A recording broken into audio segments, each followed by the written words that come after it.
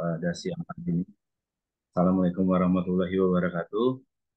Perkenalkan teman-teman semua yang hadir pada siang hari ini. Nama saya Munawir, saya adalah seorang praktisi K3 di salah satu pabrik industri di daerah Tangerang. Alhamdulillah saya sudah bekerja di pabrik tersebut selama 4 tahun sebagai spesialis safety di sana. Dan pada kesempatan pada hari ini, karena sudah diberikan fasilitas begitu luar biasa oleh Media Tama, saya sangat berterima kasih sekali saya dapat berjumpa lagi sama teman-teman. Ya, saya hari ini akan membawa atau mencoba menjelaskan, sharing kepada teman-teman semua bagaimana culture of safety itu bekerja di dalam perjalanan ataupun teman-teman tahu di dalam industrinya sendiri seperti apa. Nah, hari ini pada kesempatan pada siang hari ini saya akan mencoba membawakan culture of safety kepada teman-teman semua. Oke, saya akan mulai.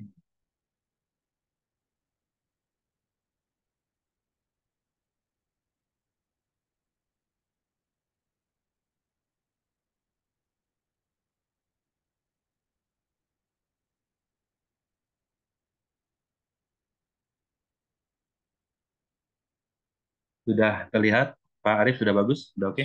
Sudah, Pak. Oke, teman-teman semua.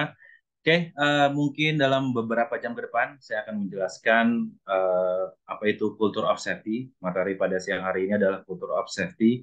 Di sini saya akan menjelaskan terkait dengan budaya-budaya keselamatan yang harus kita optimalkan untuk menjaga akuntabilitas, kontinuitas dari dalam perusahaan ataupun tempat-tempat teman-teman bekerja. Dan saya yakinin bahwa teman-teman semua di sini yang hadir pada siang hari ini adalah saya yakin adalah seorang praktisi K3, ada juga mungkin yang bukan gitu kan. Di sini saya akan mencoba sharing kepada teman-teman semua apa sih culture of safety, benefitnya apa sih, bagaimana budaya terbentuk, setelah itu conclusion seperti apa ya. Oke, culture of safety. Ini dalam bahasa Inggris, jadi ada beberapa slide yang saya gunakan bahasa Inggris dan juga gunakan bahasa Indonesia. Di sini culture of safety adalah how to importance culture of safety in the workplace ya. Betapa pentingnya budaya keselamatan kerja di industri ataupun di workplace-nya teman-teman bekerja. Let's explore how organization di sini maksud adalah perusahaannya dapat membuat tempat yang aman dan produktivitas environment-nya itu menjadi terjaga.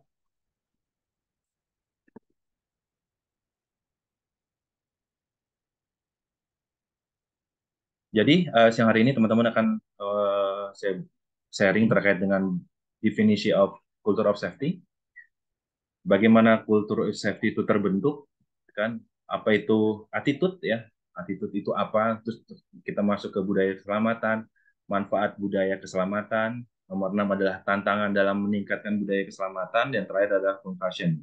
Ya, akhirnya dari training ini seperti apa? Kita saya jelaskan. Oke, sekarang kita masuk ke definisi culture of safety. Yang teman-teman tahu pasti culture of safety gitu ya, budaya kesehatan keselamatan kerja itu kayak terbangun memang dari diri sendiri. Tapi ternyata banyak masukan ya, nggak cuma dari diri sendiri karena kita mempunyai banyak indera gitu ya, kita bisa melihat oh pekerja A saat melakukan ini lagi diliatin si supervisornya, diliatin leadernya, diliatin oleh supervisinya, dia bekerja dengan aman. Setelah misalnya si supervisi pergi, supervisinya mulai keluar gitu ya dari site misalnya, dia mudah mulai tuh nggak pakai APD lagi. Nah, di sini akan ditegas secara detail.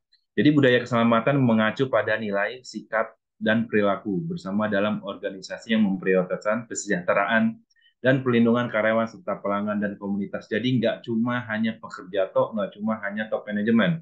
Event itu ada kontraktor, event itu ada pelanggan ya, ataupun ada komunitas serikat di dalam suatu industri atau di dalam suatu perusahaan, itu harus kita lindungi.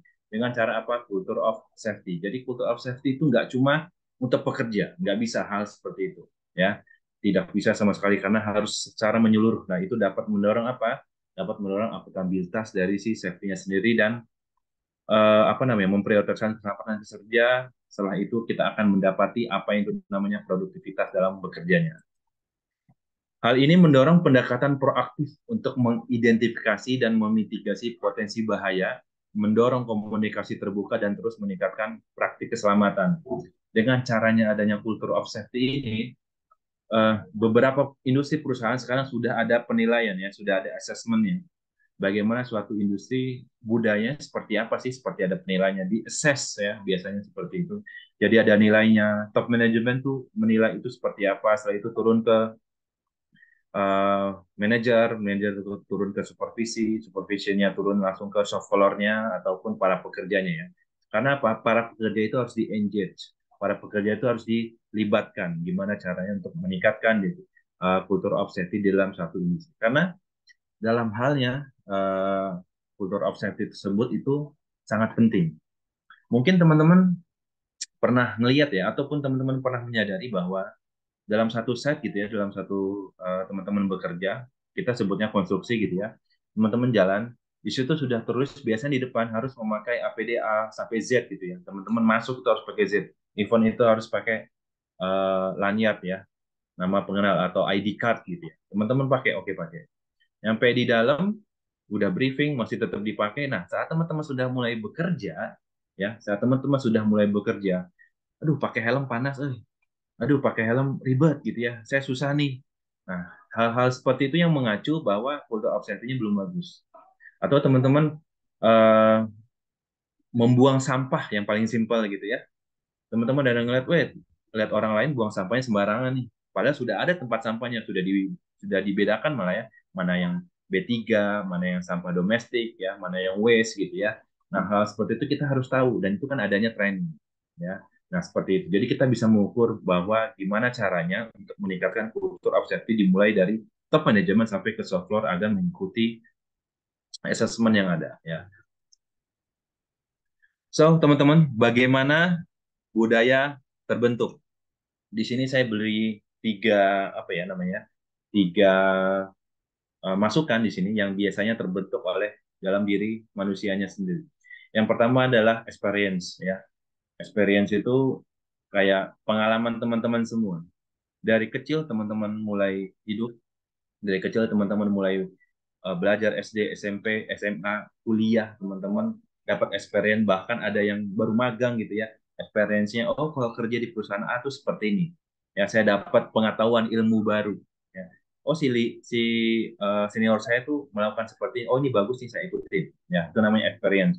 Experience tuh gimana? Salah satu dari training kah, dari edukasi, dari mungkin dia membaca, dia dapat pelajaran. Nah, itu adalah beberapa contoh dari experience itu seperti itu ya. Jadi hal-hal seperti itu yang dapat budaya terbentuk itu seperti itu. Belief ataupun kepercayaan. Nah, belief atau kepercayaan di sini saya ada beberapa gambar gitu ya, teman-teman semua. Kepercayaan di sini disebut adalah agamanya. Ya, kita tahu di Indonesia ada 5 agama. Justru kita tahu bahwa kepercayaan itu akan membentuk budaya kita. Bagaimana kita sopan santun kepada orang tua, misalnya seperti itu ya. Bagaimana kita bekerja di bawah dengan orang yang lebih muda ataupun yang lebih tua, gimana cara kita untuk tetap attitude-nya menjadi baik gitu ya. Gimana cara kita kerja untuk meningkatkan culture of safety-nya dengan belief ini atau kepercayaan ini. Nah, kepercayaan di sini pasti teman-teman pernah ngeliat ya saat kita mau, tar lagi mungkin bulan Desember ya, kita akan mau Natal gitu ya, untuk teman-teman yang sekarang mau Natal gitu ya, pasti kita kan kayak ngelihat ya, oh dia udah mau Natal, dia harus siap-siap yang namanya pulang ke rumah gitu ya. Misalnya teman-teman setnya di Tembagapura di Papua, saat tanggal 25 harus ada di rumah. Teman-teman tuh mulai biasanya saat bekerja tuh udah mulai kepikiran keluarga di rumah gitu ya. Jadi saat teman-teman naik eskavator udah nggak kepikiran kerja tuh. Nah, hal-hal seperti itu yang bisa menyebabkan bahaya. Hal-hal seperti itu yang ternyata kita sudah kepikiran di rumah. Nah, budaya-budaya tersebut yang harus kita kendalikan. Yang terakhir adalah attitude atau diri kita ya, kebiasaan kita tuh seperti apa, bentuk diri kita tuh seperti apa. Nah, attitude itu tuh saya beri gambar di sini. Your attitude is like a price tag. It show how valuable you are. Yang digaris besarkan adalah valuable. Betapa teman-teman uh, apa mempunyai kredibilitas di situ ya terkait dengan attitude-nya sendiri. Teman-teman attitude-nya bagus nggak sih? Masuk jam 8 misalnya, teman-teman datang sebelum jam 8, oke gitu ya, itu udah sangat bagus sekali. Datang sebelum masuk bekerja gitu ya. Jadi teman-teman bisa prepare. Teman-teman mengerjakan suatu pekerjaan yang sudah baik gitu ya. teman-teman dikasih deadline harusnya seminggu, teman-teman 3 hari atau 4 hari bisa, oke, teman-teman go ahead ya. Itu adalah teman-teman attitude-nya tuh seperti itu. Nah, ini adalah beberapa masukan yang bisa terbentuknya budaya ya dalam suatu sisi manusia, dari experience ya, dari pengalaman dia bekerja, dari pengalaman dia hidup, adapun kepercayaan dari agamanya, adalah attitude-nya itu sendiri ya. Dia itu seperti apa sih dalam bekerjanya? Apakah berangkat sudah rapi nyampe sana, baju misalnya wear pack-nya nggak dipakai gitu ya, earplug-nya nggak dipakai, kalau misalnya ada bos aja baru dipakai, nah hal seperti itu. Nah, ini kita bisa move seperti itu. Yang saya tekankan lebih kepada attitude-nya. Kalau tadi mungkin experience teman-teman bisa menjelajah lebih besar apa itu experience dan kepercayaan. Nah, ini attitude-nya di sini ya yang akan saya tekankan karena attitude ini akan berpotensi bagaimana teman-teman terbentuk dalam satu sisi pekerjaan atau sisi organisasi. Kalau teman-teman lihat ya, karena bahaya itu kalau teman-teman tahu dari unsafe act dan unsafe condition.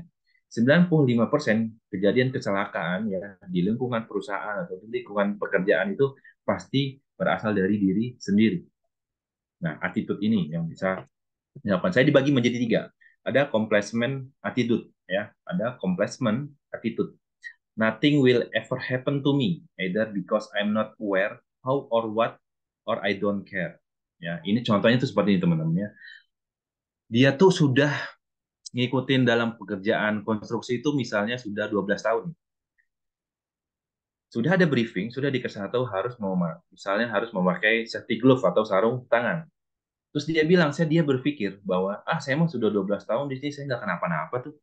Saya nggak pernah lagi kerja tangan saya masih aman-aman aja. Nah itu dia maksudnya complacement attitude. Jadi dia berprasangka bahwa saya aman-aman aja.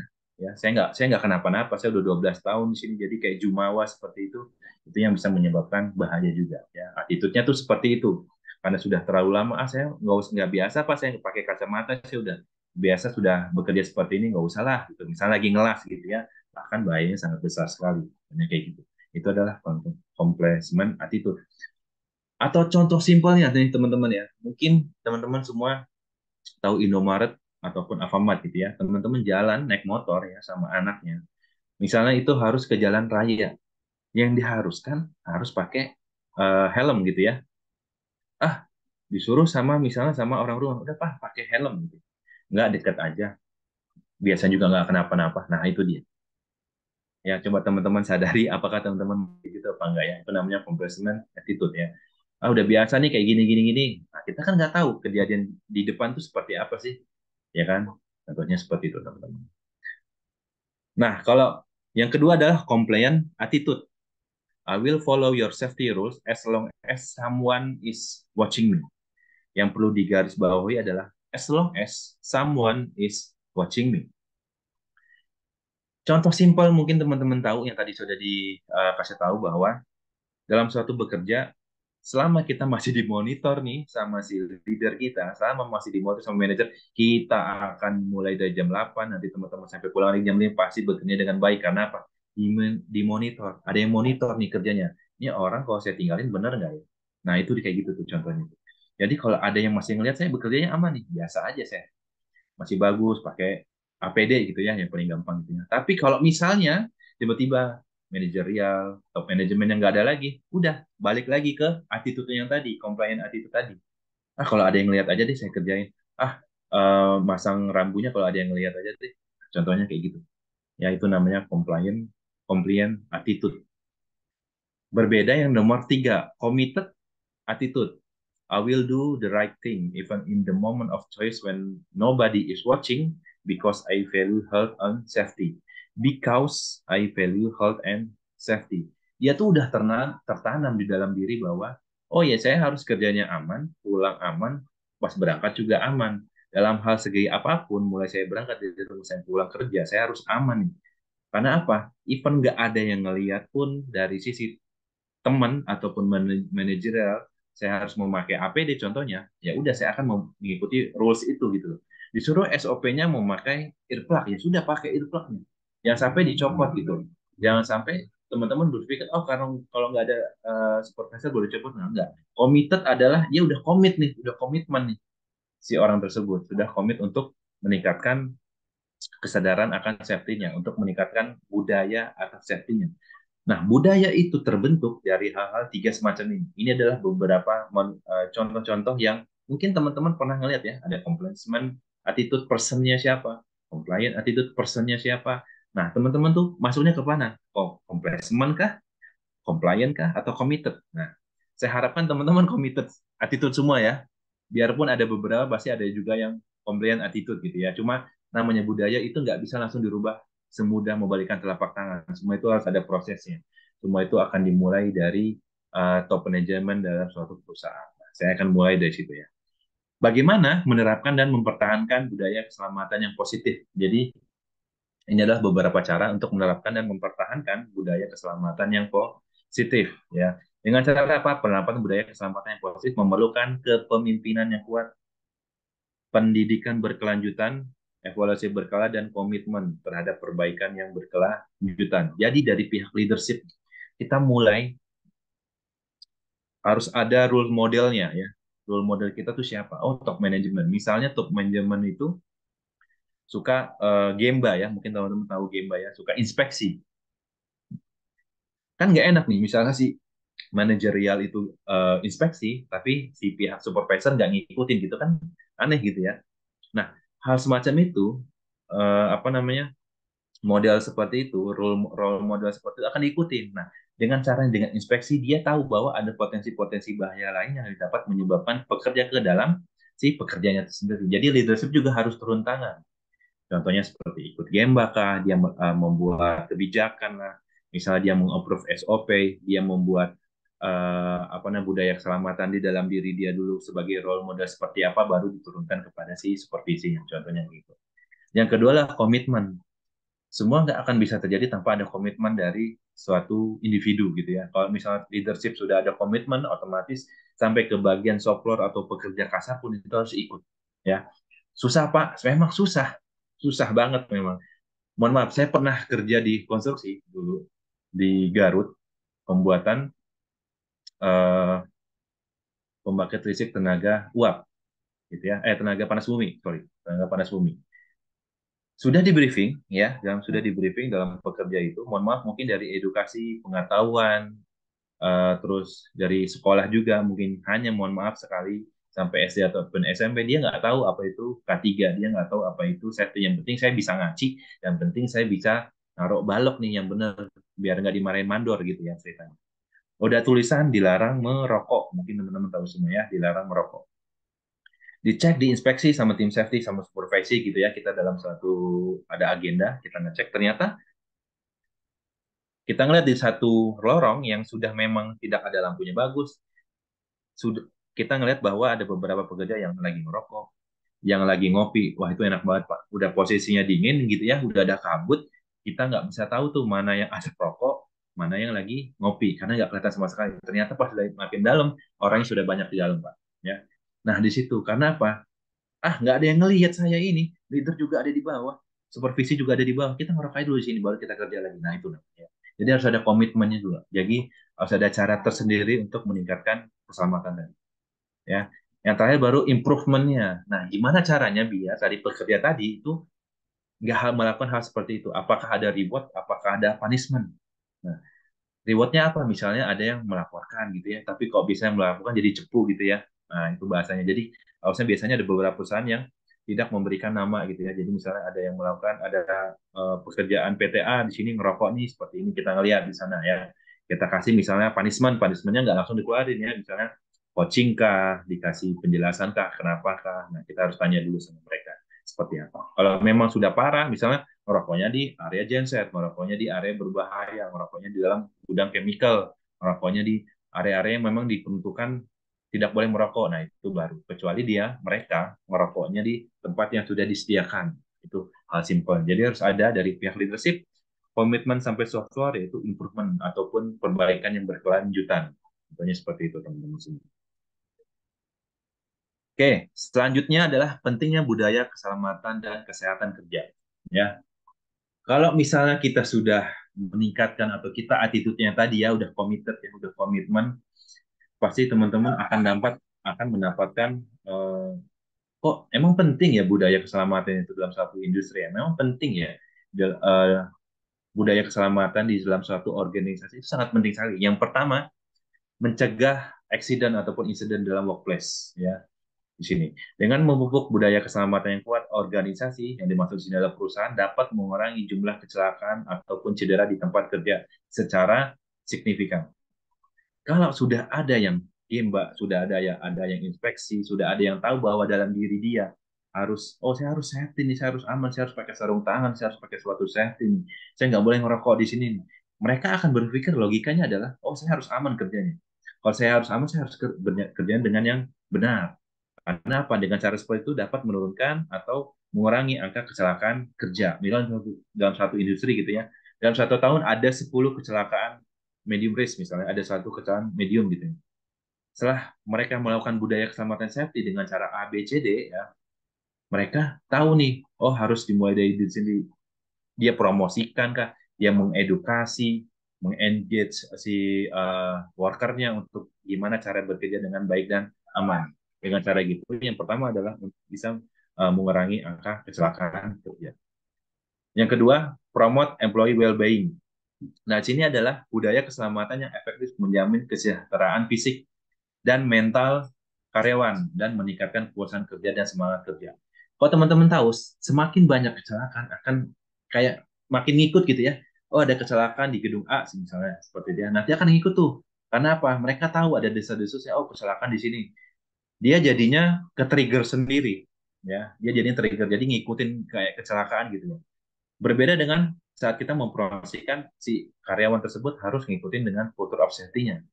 Mental karyawan itu kadang suka dipush karena kesehatan mental itu juga sangat penting ya, apalagi kesehatan psikologis ataupun stres kerja. Kalau teman-teman ngelihat ada orang lagi tiba-tiba bingung, nah itu berarti takut-takut ya adalah dia stres kerja gitu ya. Nah, budaya keselamatan ini yang pentingnya adalah untuk meningkatkan keselamatan dan kesehatan kerja, mulai dari fisik, mental karyawan dan meningkatkan kepuasan hingga semangat Pak Bu dia kerja. Karena apa? Oh, workplace-nya aman nih, tempat kerja saya aman nih, dan orang-orangnya sudah di training, sudah diedukasi, sudah dikasih tahu bagaimana cara kerja yang aman. Oh, saya juga harus aman nih. Jadi kayak ada yang dulu-duluan ataupun lomba gitu ya dalam diri sendiri terkait dengan budaya safety-nya. Yang nomor tiga adalah comply with regulation. Nah, ujung-ujungnya adalah regulasinya yang harus dipenuhi gitu ya. Menciptakan budaya keselamatan membantu organisasi memenuhi persyaratan hukum dan menghindari hukuman gitu ya. Intinya gini, semakin banyak kecelakaan biasanya pemasok itu nggak akan banyak ngasih kita apa namanya order gitu ya ataupun pekerjaan. Ah pekerja di PTA mah kecelakaan mulu, safety-nya nggak baik nih, budayanya jelek. Saya nggak mau ngasih order lagi. Bisa bisa saja terjadi kayak gitu Pak. Karena apa? Regulasinya nggak diisi, regulasinya itu nggak dipenuhi misalnya gitu ya. Oh, harus ada fire kebakaran kelas DCBA nih dalam satu industri. Yang nggak ada, kita lihat dulu seperti apa ya di situ. Nah, dengan caranya pentingnya budaya keselamatan dan kesehatan kerja, khususnya regulasi ini, karena banyak regulasi gitu ya, dengan misalnya teman-teman ngikutin 45.001, 14.001, 9.001, nah itu banyak klausulnya yang harus diisi di situ ya. Nah, terkait dengan budaya ini, dia adalah beyond compliance gitu ya. Beyond compliance, di atas semua itu adalah balik ke dalam diri sendiri, balik ke dalam attitude-nya. Bagaimana dia bekerja, mulai dari berangkat kerja, sampai nanti pulang kerja, dia aman atau tidak, seperti itu. Selanjutnya, yang tadi ya masih pentingnya, yang pertama adalah dapat meningkatkan kesejahteraan karyawan, ya dapat meningkatkan kesejahteraan. Otomatis semakin banyak orang berpikir gimana cara kerja aman, kalau dia melihat adalah satu potensi bahaya, dia akan melaporkan, Pak, saya menemukan potensi bahaya nih A, B, C, D di sini. Otomatis pasti dari perusahaan ada reward-nya, ya. Nah ini dapat meningkatkan kesejahteraan karyawan, ya. Budaya keselamatan memastikan bahwa karyawan merasa dilindungi. Oh ada BPJS TK, ada BPJS Kesehatan gitu ya yang dihargai dan diberdayakan dan mengarahkan pada peningkatan kepuasan kerja serta kesejahteraan mental. Kalau teman-teman dengar tadi ada bahasa mental udah 2 kali saya tulis di sini. Kenapa? Mental health kita ya. Kebetulan di pabrik saya itu mental itu sangat apa ya, sangat dilirik gitu ya sama beberapa pemasok kita. Karena apa? Semua itu pasti dari psikis, semua itu pasti dari mental. Kalau mental kita bagus gitu ya dalam bekerja atau saat mulai kerja, insya Allah sampai akhir nanti kita pulang kerja pasti aman. Kalau mental kita sudah kepikiran, yang lain-lain sudah mulai berpikir yang tidak unsafe acts gitu ya, pasti akan terjadi satu atau dua kecelakaan. Contohnya pasti gitu ya. Yang kedua, yang sama, dapat mengurangi kecelakaan kerja dan meningkatkan reputasi organisasi. Reputasi organisasi semakin banyak kecelakaan akan dilihat oleh beberapa perusahaan lain, perusahaan tersebut ternyata jelek ya. Budaya keselamatan yang kuat menunjukkan kepada pemangku kepentingan, termasuk pelanggan, pemasok, dan badan, mengatur bahwa organisasi berkomitmen terhadap kesejahteraan karyawannya. Jadi selama budaya ditingkatkan, selama uh, budaya keselamatan tersebut mereka tahu bahwa pentingnya, sangat penting sekali dalam suatu organisasi kerjaan, otomatis dalam suatu industri harus mensejahterakan karyawannya. Nah, ini adalah beberapa contoh pentingnya si budaya keselamatan dalam satu konteks organisasi. Budaya ini terbentuk dari diri sendiri, ya, ada dari beberapa tipe yang tadi sudah disebutkan. Intinya adalah culture of safety ini, bagaimana budaya itu terbentuk dan kita promotkan kepada tim shop floor, ya. Selanjutnya, elemen kunci budaya keselamatan yang teman-teman tahu ya adalah, jadi harus dari mana? Harus dari leadership komitmen dulu. Pemimpin harus memprioritaskan keselamatan, ya.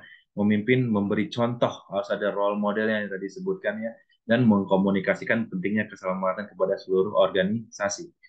Kebetulan juga di perusahaan saya, culture of safety itu di-assess ya, dilihat dimulai dari si manajerial, supervisi, sampai ke soft floor. Mereka melakukan apa? Ada assessment-nya, ada penilaiannya setiap quarter gitu ya. Nah, itu harus teman-teman tahu. Jadi leadership komitmen tuh harus ngikutin juga. Jangan cuma orang safety lagi. Nah, itu nggak bisa ya, sampai ke bawah. Yang kedua, kebijakan dan prosedur yang jelas. Jadi harus ada kebijakan. Biasanya kebijakan yang dibuat oleh manajerial di approve sama mereka gitu ya. Jadi sudah ada SOP-nya seperti apa gitu ya. Kebijakan harus mengutamakan kesehatan keselamatan kerja gitu. Menetapkan secara konsisten gitu ya, menegakkan kebijakan, prosedur, program pelatihan. Nah, dengan cara culture of safety ini paling banyak adalah menggunakan edukasi ya, diberitahu cara kerja yang baik dan aman gimana untuk dalam suatu proses industri ya. Dan program pelatihan keselamatan untuk memastikan semua orang memahami peran dan tanggung jawab mereka. Nah, itu adalah beberapa contoh dari kebijakan dan prosedur yang jelas. Dan engage ke karyawan. Libatkan karyawannya untuk meningkatkan culture of safety-nya. Gitu. Dengan cara apa? Pengambilan keputusan keselamatan. Misalnya dalam P2K3 teman-teman ada karyawan yang ikut gitu ya. Dia bisa beri masukan, Pak, saya nemuin di sini karena ada beberapa point of view dari orang safety yang nggak bisa ngelihat ke sana gitu ya. Kacamata kita tuh cuma tertutup cuma satu titik gitu. Ternyata ada beberapa kacamata lain gitu ya dalam suatu organisasi P2K3 contohnya. Oh, di gedung ini nih ada bahaya nih, Pak. Nah, itu belum keidentifikasi sama di kita. Jadi kita bisa tahu tuh bahwa dengan adanya si karyawan itu dapat membantu hal-hal seperti itu ya. Mendorong pelaporan bahaya dan mengakui kontribusi mereka dalam menciptakan lingkungan kerja aman. Misalnya ada safety days gitu ya, kita libatkan karyawan gimana caranya bahwa safety itu fun gitu ya, bukan safety itu kayak polisi gitu ya. Kalau itu saya gitu ya. Misalnya kalau polisi itu kan kita kalau mau naik motor baru pakai helm gitu kan. Nah, contohnya gitu. Nah, sama safety itu enggak, safety itu fun gitu ya. Safety itu menyenangkan selama teman-teman tahu bahwa safety itu sangat berpengaruh pada diri sendiri gitu ya, kita akan bisa mulai gitu. Jadi dimulai dulu dari diri sendiri. Jadi kita harus seperti ini, elemen kuncinya adalah libatkan si karyawan. Yang terakhir baru kita melakukan pelatihan dan pendidikan berkelanjutan. Training, edukasi itu memang nggak bisa langsung gitu ya. Jadi harus ada beberapa tahap. Beberapa tahap itu yang harus kita komunikasikan kepada si pekerja ya. Pekerja yang sudah lama bekerja di situ gitu ya, 12 tahun, 15 tahun, mengubah budayanya sangat susah. Tapi kita harus, itu adalah apa yang namanya, challenge kita untuk gimana caranya merubah budaya mereka yang tadi. Mohon maaf Pak, saya cuma di sini cuma kerja doang. Nah, biasanya orang-orang kayak itu susah tuh dirubahnya tuh Pak ya. Jadi dengan cara kita ngelihat tuh, biasanya dia tiap hari kerjanya seperti apa sih? Nah, kita bisa ngelihat dari sisi yang lainnya dengan cara-cara tersebut gitu ya. Memberikan pelatihan secara rutin ya, tidak hanya selama masa orientasi, tetapi selama karir si karyawan ini. Kita ngeliat tuh ada training diagramnya si pekerjaan sudah dapat training apa belum gitu ya, terkait dengan budaya safety, terkait dengan apapun yang harus kita training kan. Karena apa? Dapat membuat praktik keselamatan dan memberdayakan individu untuk mengidentifikasi atau mengatasi potensi resiko tadi.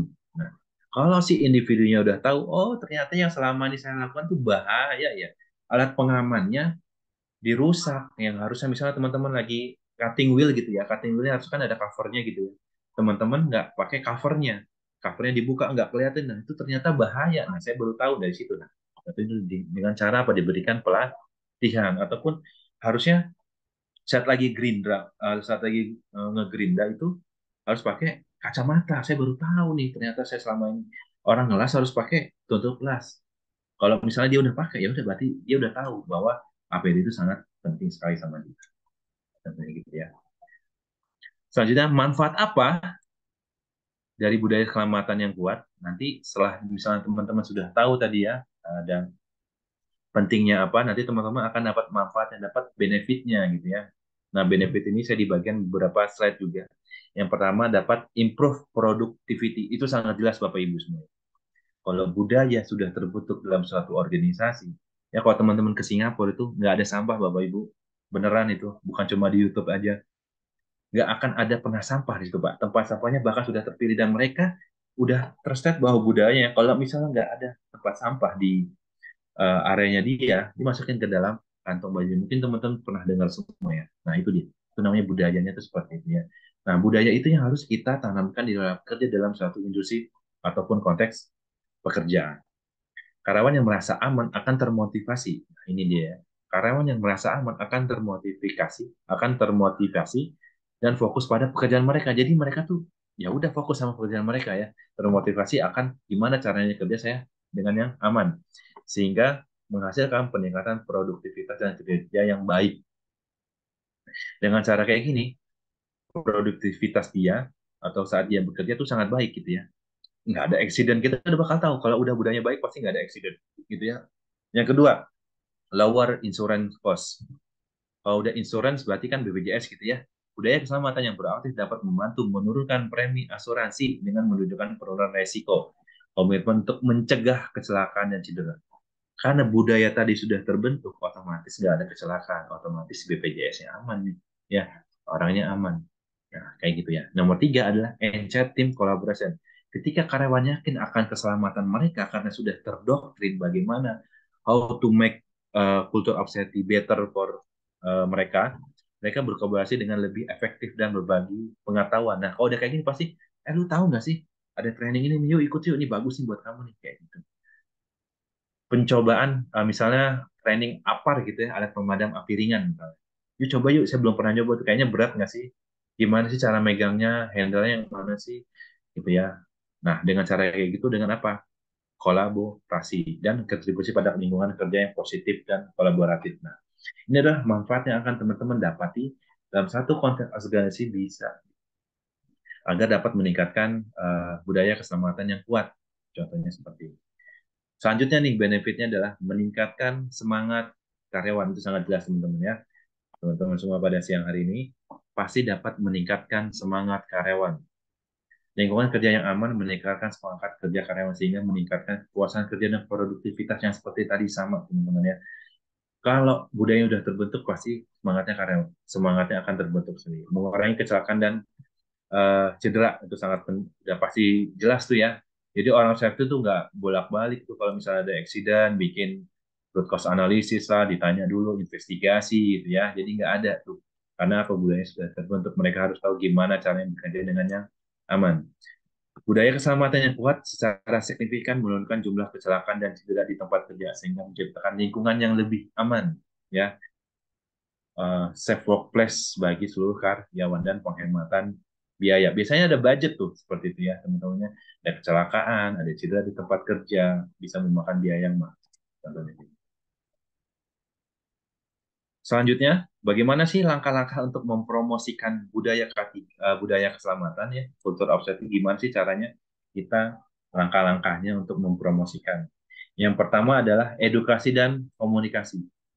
Kita buat suatu program ya, biasanya ada beberapa program yang sudah dipenuhi gitu ya terkait dengan pemasok ataupun industri yang lain. Kita kembalikan kepada industri teman-teman semua, kembangkan program pelatihan keselamatan yang kuat, bangun saluran komunikasi yang jelas untuk melaporkan bahaya serta perkuat pesan dan keselamatan secara teratur.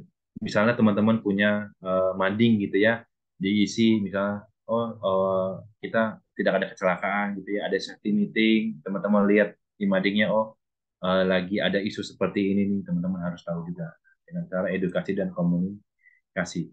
Yang kedua, namanya employee itu harus di-involve, harus di-engage, harus dilibatkan, harus berpartisipasi mereka gitu ya. Misalnya di safety days yang tadi disebutkan, misalnya ikut pelatihan, misalnya diikutin juga training-training ataupun edukasi yang sudah dalam 1 tahun itu harus dipartisipasi juga terkait dengan kebijakan dan keselamatan K3 tadi. Baru setelah itu, nomor 3 adalah implement ongoing evaluation. Jadi harus dievaluasi nih. Ini kok misalnya teman-teman mempunyai beberapa area gitu ya. Oh, area A nih budayanya udah bagus, tapi area F ini belum nih. Nah, itu yang harus ditingkatkan. Gimana caranya? Teman-teman doktrin, teman-teman cari cara gimana caranya untuk meningkatkan budaya tadi. Apakah dengan cara edukasi, apakah dengan cara teman-teman akses dulu, apakah mereka memang pengetahuannya kurang, atau memang attitude-nya yang buruk tadi. Selama nggak ada orang baru dipakai. Nah, itu teman-teman cari akses gimana caranya. Karena apa? Secara teratur menilai efektivitas praktik keselamatan. Melakukan inspeksi gitu ya, dan paling penting adalah menggunakan data. Kita harus berbicara menggunakan data tersebut ya. Oh, datanya makin banyak kecelakaan, otomatis budayanya juga jelek gitu ya. Dan mengidentifikasi area yang perlu yang ditingkatkan. Contohnya seperti itu teman-teman. Challenge in improving safety culture ya. Ini adalah kayak challenge-nya kita tuh apa? Misalnya tuh apa? Kesusahan apa? Rintangan apa yang saat kita meningkatkan budaya of safety di lingkungan ataupun konsep organisasi itu biasanya rintangannya apa aja sih Pak? Ya, yang pertama adalah bertahan untuk tidak berubah. Pasti ada saja manusia yang tidak mau berubah karena apa? Sudah terbiasa, sudah terbentuk dalam pikirannya bahwa ya sudah saya kerja jam 8 pulang jam 5 ya udah disuruh pakai A pakai ya udah seperti itu aja jadi nggak ada yang mau ngikutin jadi kerja itu ya sudah datang aja gitu ya. Nah itu bertahan untuk tidak berubah. Beberapa karyawan mungkin menolak bahkan nggak mau lah ngapain bahasanya malah bikin ribet gitu ya untuk menerapkan praktik keselamatan ini bahkan tidak memahami nilai budaya keselamatan. Contohnya seperti itu teman-teman. Yang kedua adalah kurangnya sumber daya. Sumber daya tidak memadai, seperti waktu. Misalnya ada budgeting juga di situ. Misalnya dalam budgeting itu harus ada asesmennya. Asesmennya kita panggil orang ketiga ataupun third party gitu ya untuk mengakses bahwa menurut kita internal perusahaan tuh budayanya udah bagus. Ternyata ada third party ataupun internal kita eh, pihak vendor gitu ya untuk mengakses kita ternyata budaya masih dalam tahap rata-rata nih belum semua mencakup di perusahaan ini gitu ya katanya. Personel yang kurang memadai misalnya orang yang memberikan training pun dia nggak tahu budayanya seperti apa ya jadi harus cek dulu nih mereka tahu nggak sih budaya obsesi itu seperti apa nah dengan cara kayak gini dapat menghambat implementasi pemeliharaan inisiatif dan peningkatan keselamatan ini yang dapat eh, rintangan-rintangan untuk meningkatkan safety culture tadi. Yang tadi ada kepuasan setelah periode operasi bebas kecelakaan gitu ya kalau teman-teman ya alhamdulillah ya, selama setahun sudah nggak ada kecelakaannya kita dapat menurunkan. Nah, mereka lupa bahwa harus berkelanjutan. Rasa puas diri gitu ya, rasa jumawa, rasa yang oh sudah nih udah oke nih area saya nih. Jadi memaintain itu sangat susah ya. Memaintain itu sangat susah. Mengarah pada sikap santai ya sudahlah biasa aja gitu ya. Dan yang gimana caranya kita harus menjadikan perbaikan terus-menerus dan menjadi tantangan. Ada nggak tantangan lain di dalam suatu bidang itu yang harus kita tingkatkan. Nah, kepuasan itu jangan ada rasa puas dari teman-teman. Kita gali terus gimana caranya kita untuk merubah ataupun mengimprove safety culture di suatu perusahaan itu. Ya, teman-teman. Oke, selanjutnya intervensi sistem manajemen keselamatan yang tadi ya. Ini ada beberapa ya. Contohnya yang ingin saya sampaikan manajemen itu ngapain sampai safety komunikasi. Yang pertama adalah ada 7 komponen teman-teman ya. Jadi yang pertama adalah manajemen leadership yang tadi ada visi misi teman-teman pasti di perusahaannya ada visi misi itu. Oh, visi misi pasti sudah manajerial yang menandatangani otomatis kebijakannya sangat teman-teman harus ikutin ya. Kebijakan udah bagus. Ada value dalam pabrik itu apa, value dalam satu industri itu apa, komitmen safety, ada goals-nya, objektif cost-nya, dan safety performance-nya apa. Safety performance-nya tuh ada near miss di situ ya, dikasih tahu, ada yang uh, fatality, ada yang high kecelakaannya gitu, ataupun yang medium ataupun yang low. Nah, itu ada namanya safety performance seperti itu. Nah, manajemen leadership ini menjadi role model untuk memberitahu bahwa ini sangat penting, bahkan dalam satu bisnis, dalam satu trading gitu ya. Kalau mereka bisnisnya sudah mengutamakan safety, otomatis pasti aman. Contohnya gitu. Mungkin teman-teman pernah dengar CSMS gitu ya, Contract Safety Management System. Biasanya di trading dulu tuh dinilai. Ini perusahaan A kalau mengikut tender ini, dia pernah nggak sih ngelakuin briefing? Dia pernah nggak sih, banyak ya kriteриanya. Pernah nggak sih, ada nggak sih P2K3-nya? Orangnya bisa semua nggak sih orang safety-nya gitu ya? Per sertifikat semua nggak sih? Contohnya kayak gitu. Yang kedua, responsibility dan accountability, define for management employee accountable for performance. Jadi beberapa manajemen ataupun si karyawannya juga accountability-nya itu sangat kuat, gitu ya. Yang ketiga, safety organisasi. Jadi organisasi safety-nya uh, misalnya dari manajerial, ada yang khususnya di health, ada khususnya di safety, ada khususnya di misalnya mekanikal gitu ya, ataupun di industrial engineering gitu ya, itu harus ada setiap orang-orangnya gitu.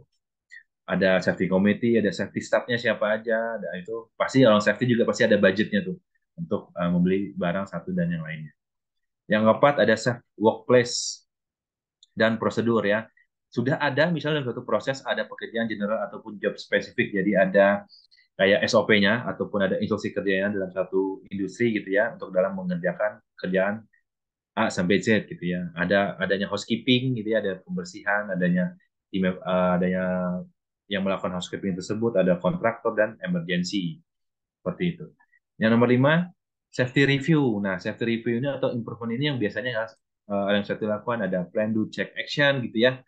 Sama ada prosesnya accident investigasi, proses safety audit gitu ya, sampai inspection proses.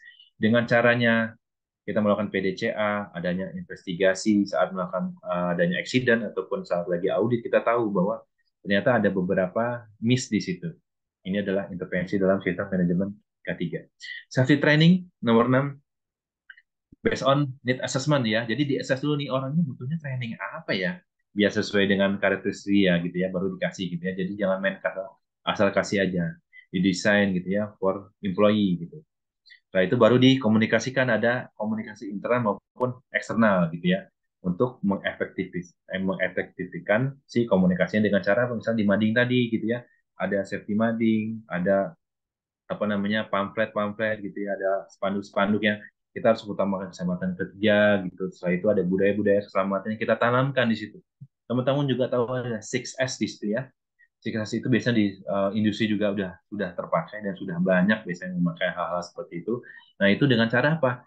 Kalau mereka memberdayakan 6S, otomatis ada safety-nya di situ. Mereka harus tahu gimana cara resik, gimana caranya ngambil barang dengan baik dan benar, gimana caranya dia bekerja dengan aman, gimana cara dia apa namanya saat bekerja itu tidak bercanda gitu ya, contohnya hal-hal seperti itu.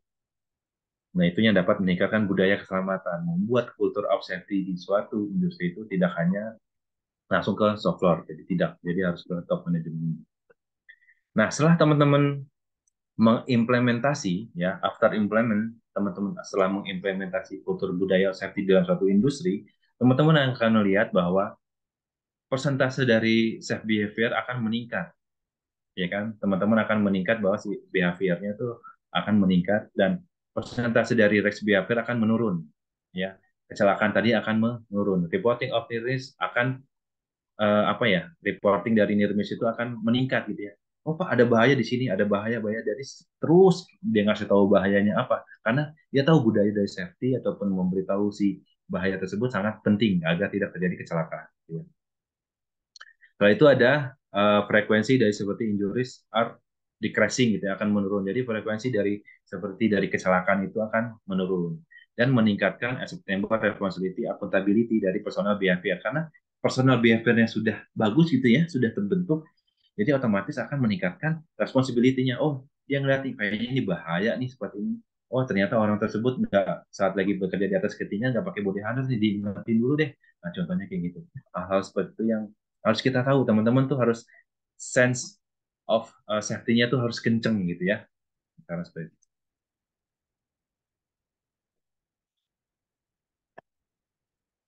Ini ada beberapa selanjutnya setelah tadi teman-teman implement, teman-teman akan mengetahui bahwa budaya safety itu sangat penting karena ini adalah beyond compliance, di atas compliance yang harus diterapkan gitu ya, di atas misalnya teman-teman ngikutin 45.001, 9.001 ataupun 14.001. The business success or fail through the performance of all of its employee gitu ya.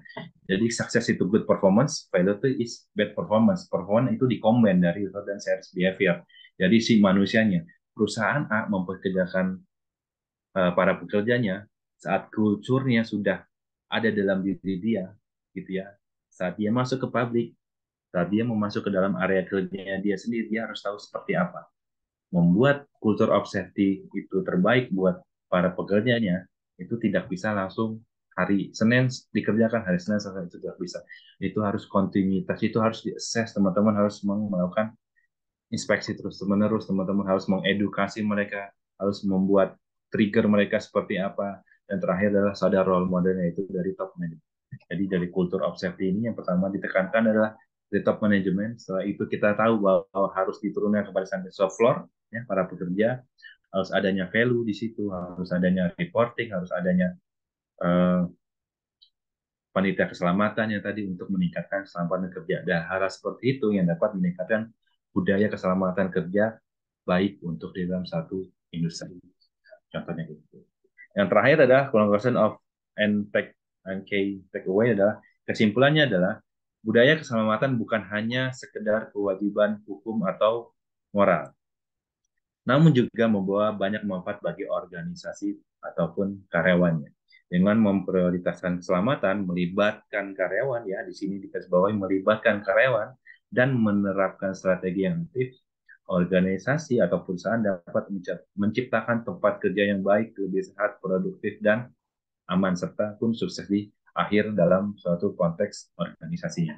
Contohnya seperti itu, teman-teman. Ya, oke, teman-teman, seperti itu terkait dengan culture culture of safety-nya yang bisa saya sampaikan pada siang hari ini.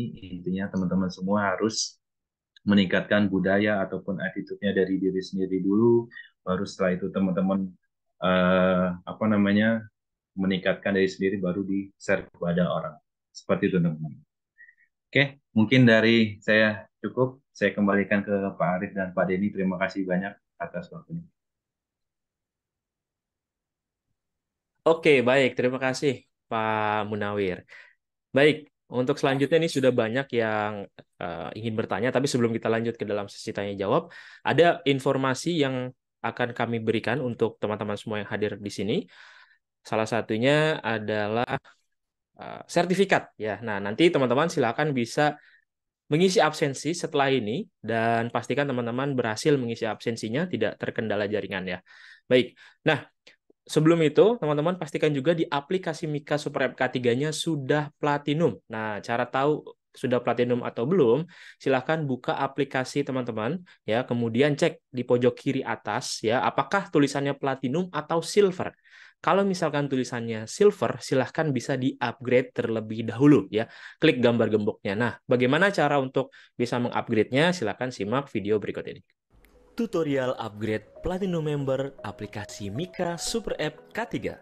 Yang pertama, silahkan Anda klik salah satu gambar gembok yang ada pada halaman beranda Anda, kemudian klik upgrade kartu Platinum. Lalu, Anda bisa pilih dengan 3 masa aktif kartu, 3 bulan, 6 bulan, ataupun 1 tahun.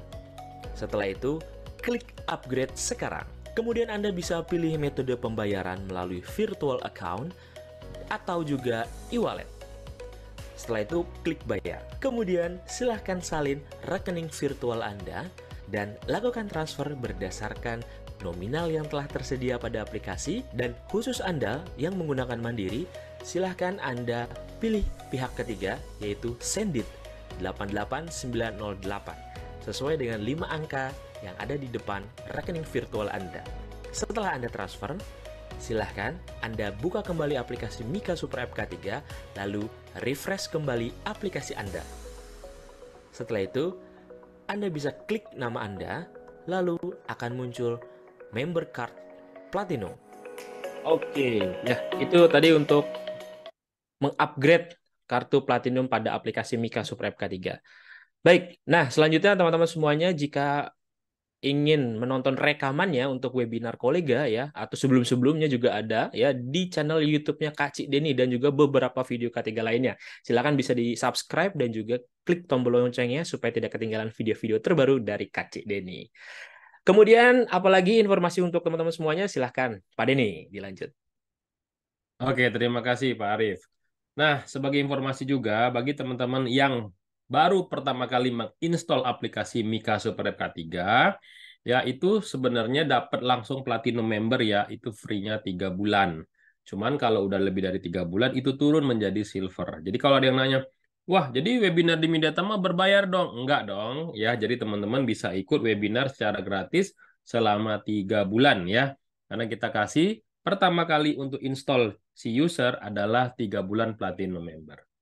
Oke, untuk perpanjangan SKP dan lisensi ini kayaknya Pak Arif harus di-upgrade dulu ya. Jadi kayaknya ada penambahan nilai karena ada PNBP ya, pendapatan negara bukan pajak ya. Nah, ini teman-teman semua kalau mau memperpanjang silakan ke Mediatama untuk SKP dan lisensinya.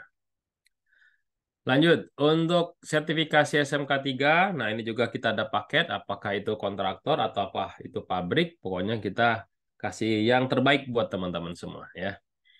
Oke, next.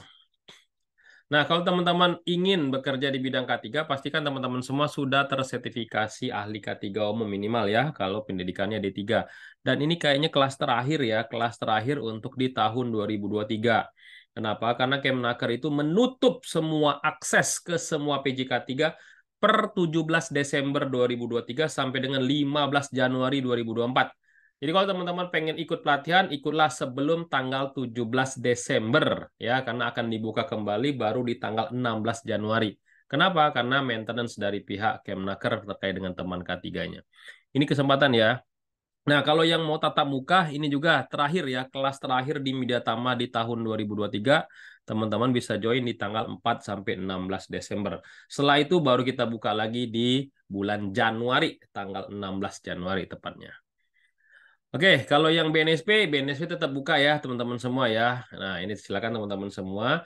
Ini nanti udah berubah Pak Arif, bukan ahli K3 muda lagi, tapi hanya tertulis ahli K3 aja. Nah, menarik ya. Jadi nggak ada istilah muda, madya, utama, operator, teknisi, ahli, tulisnya ahli K3 aja gitu ya. Nah, oke.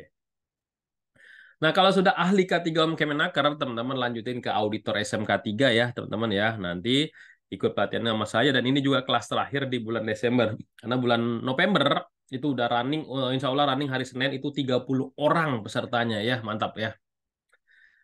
Oke, nah bagi teman-teman semua, ahli K3 lingkungan kerja juga ini kelas terakhir di 2023, mulai tanggal 7 sampai 14 Desember. Pastikan teman-teman join di sini ya. Lalu teknisi K3 listrik kelas terakhir juga tanggal 8 sampai 16 Desember. Pastikan teman-teman join juga di sini ya. Ini juga ahli K3 listrik tanggal 23 November. Kabarnya udah 12 peserta ya. Nah, ini teman-teman kalau mau join ini full tatap muka 18 hari ya. Nah, kalau teman-teman bergerak di bidang konstruksi, pastikan teman-teman harus punya ahli muda K3 konstruksi. Nah, ini full online kelas terakhir. Lalu ahli madianya juga, ahli madia K3 konstruksi juga ini tatap muka ya selama 9 hari, tapi syaratnya harus ahli K3 muda Kemnaker terlebih dahulu baru ke ahli media. Jadi nggak bisa loncat ya. Nah, kalau teman-teman mengawasi perancah, ada yang namanya supervisor perancah. Ini kelas terakhirnya 11 sampai 16. Tapi kalau kita memasang dan membongkar perancah ada di teknisi perancah 12 sampai 16. Kalau teman-teman tergabung dalam tim tanggap darurat khususnya kebakaran, ada 2 kelas nih teman-teman ya. Kelas terakhir juga di Desember, tanggal 4 sampai 7 Desember. Lalu teman-teman kalau udah kelas D udah lulus bisa langsung lanjut ke kelas C-nya. Bedanya di mana? Kalau kelas D kompetensinya memadamkan api menggunakan APAR, tapi kalau kelas C itu memadamkan api menggunakan hidran plus penggunaan penyelamat seperti SCBA. Nah, teman-teman juga bisa gabung tim P3K ya. Ini kita ada pelatihannya dan ada prakteknya 2 hari. Nah, kalau kita kerja di ketinggian, ini juga kelas terakhir ya. TKBT2 kalau kerja di ketinggiannya masih di atas platform perancah, tapi kalau udah bergelantungan dengan di atas akses tali ya, di atas tower ya, itu teman-teman ikut yang TKPK ya namanya. Nah, teman-teman juga harus ikut yang operator forklift, ini juga kelas terakhir di 2023 tanggal 5 sampai 8 Desember. Ini kalau teman-teman perusahaannya adalah rumah sakit atau klinik, teman-teman wajib ikut yang K3 rumah sakit versi Nanaker 8-12 dan paramedis K3 muda versinya BNSP. Ini kita masih menggunakan harga lama ya teman-teman, walaupun sudah ada PNBP ya, apa namanya, untuk pertambahan nilai ya, pemasukan negara non pajak itu ya.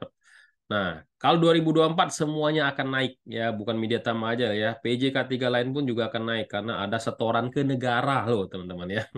Lanjut. Nah, kalau teman-teman kerja di ruang terbatas, ada yang namanya K3 utama ruang terbatas. Ini masuk ke main hall ya. Nah, ini juga kelas terakhirnya. Lalu ahli medianya yang mengawasi ruang terbatas tersebut. Silakan join. Nah, ini juga kita buka kelas operator migas dan pengawas migas. Nah, ini tidak terpengaruh dari Kemnaker karena Mediatama punya unit bisnis anak perusahaan namanya LSP. LSP K3 Pas, teman-teman bisa dibantu di sini. Nah, ini juga insiden investigasi kalau teman-teman tertarik. Nah, ini juga bisa pelatihan nih 22 sampai 24 November. Pelatihannya cukup 1 hari aja, 1 hari pra-assessment, 1 harinya lagi uji kompetensi. Full online 3 hari ya. Nah, ini ada fitur terbaru buat teman-teman semua untuk validasi terkait dengan ya teman-teman punya sertifikat, masuk aja ke aplikasi Mika, ada tombol teman K3. Teman-teman bisa cek ya apakah sertifikat teman-teman valid atau tidak. Atau kalau mau ikut pelatihan, cek dulu PJ K3 penyelenggara itu punya izin nggak di Naker. Ceknya di mana? Cari PJ K3 di sana ya. Nah, ini adalah ATK yang teman-teman akan terima pada saat pelatihan. Kalau online kita kirim melalui Tiki, tapi kalau tatap muka nanti akan kita berikan pada saat praktek ya. Prakteknya di Mediatama di Jakarta Barat. Oke, silakan Pak Arif dilanjutin. Oke, nah buat teman-teman semuanya yang ingin tonton lagi atau ingin belajar lagi mengenai K3 ya, atau terlewat nih webinar-webinar kolega sebelumnya, teman-teman bisa akses kembali di milea.app. Teman-teman silakan tonton videonya sampai dengan selesai dan nanti tetap mendapatkan sertifikat. Kalau teman-teman nontonnya dari YouTube kan nggak dapat sertifikat ya, tapi kalau melalui milea.app, teman-teman tetap bisa mendapatkan sertifikat dan bisa unduh modul atau materinya secara mudah dan nanti bisa dibaca secara offline. Bagaimana caranya? Silakan kunjungi milea.app lalu daftarkan terlebih dahulu akunnya ya karena akunnya berbeda dengan akun aplikasi Mika. Jadi silakan daftar kembali akunnya di Milea lalu klik menu kursus. Kemudian silakan urutkan berdasarkan waktu publish yang terbaru. Kalau teman-teman ingin mengikuti webinar-webinar yang sudah terlewat. Dan di sini ada 10 kategori bidang K3 lainnya yang teman-teman bisa manfaatkan untuk bisa upgrade skill di bidang K3. Silakan bisa manfaatkan. Termasuk untuk modul hari ini ya, teman-teman bisa download dan juga nanti bisa mendapatkan materinya juga ya di Milea, nanti rekamannya juga akan kita upload setelah webinar ini selesai. Kalau di aplikasi Mika itu teman-teman hanya bisa akses saja, tidak bisa di-download. Kalau di Milea, teman-teman kelebihannya bisa mendownload materinya atau modulnya. Dan nanti bisa dibaca secara offline di handphone ataupun juga di laptop menggunakan PDF nanti formatnya.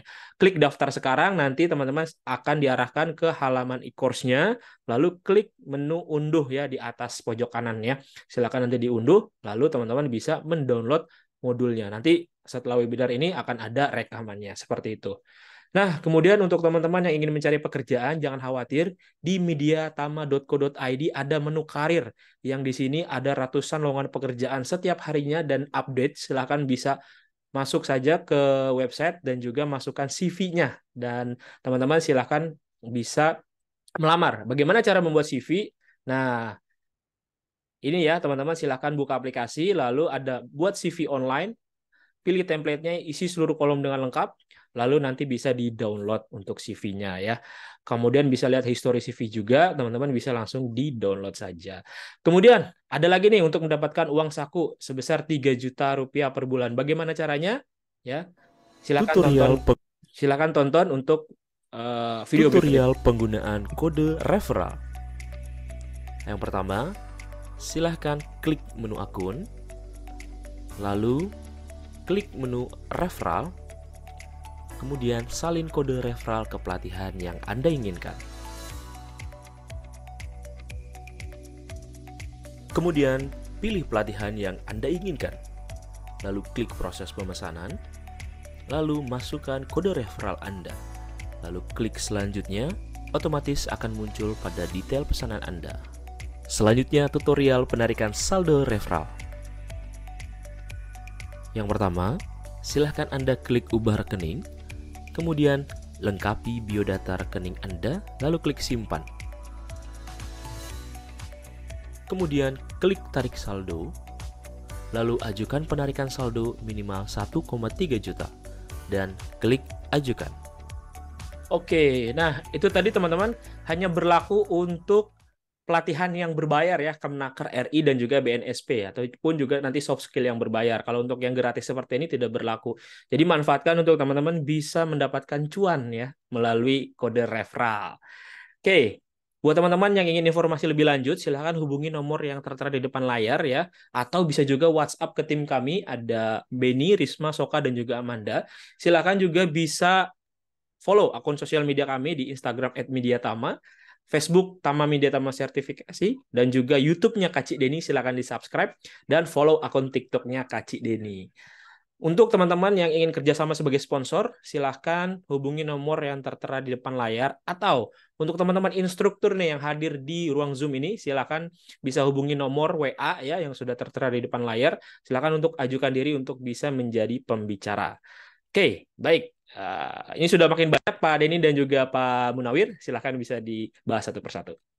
Oke, terima kasih Pak Arif. Wah, luar biasa ya. Hari ini ada 1.100 orang yang udah registrasi, tapi sayang kita punya seat di dalam Zoom webinar ini hanya 500. Jadi beruntung buat teman-teman semua yang udah join ya.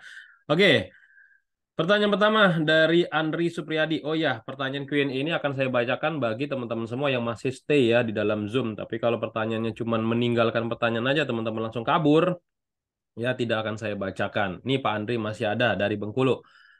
Apa kaitannya safety culture terhadap produktivitas perusahaan nih Pak?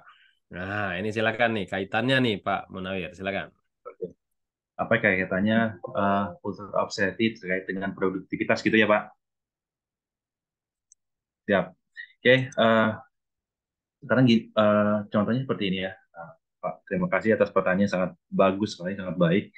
Selama itu produktivitasnya baik, itu otomatis kultur budayanya atau budaya dari seorang personel itu akan lebih baik juga. Karena apa? Dia tahu bahwa dia harus bekerja dengan yang aman. Kalau misalnya dia produktivitasnya akan terus meningkat seperti itu ya. Jadi dia tahu kerja mulai dari jam 8, melakukan A sampai Z, dia tahu SOP-nya apa, dia tahu bahayanya apa. Kalau saya melakukan hal unsafe X seperti apa, ya dapat menurunkan bahaya, dapat terkena bahaya. Otomatis terkena bahaya, dia kena cedera. Kalau dikena cedera, otomatis ada cost di situ. Otomatis si supervisinya harus mengganti orang lagi. Otomatis ada orang yang harus menggantinya. Nah, gitu. Karena kalau produktivitasnya otomatis terhendat. Kalau udah terhendat, otomatis juga yang tadinya misalnya harus jadi 1.000 gitu ya, jadinya cuma 800 gara-gara ada satu orang yang kecelakaan ataupun ada beberapa orang kecelakaan.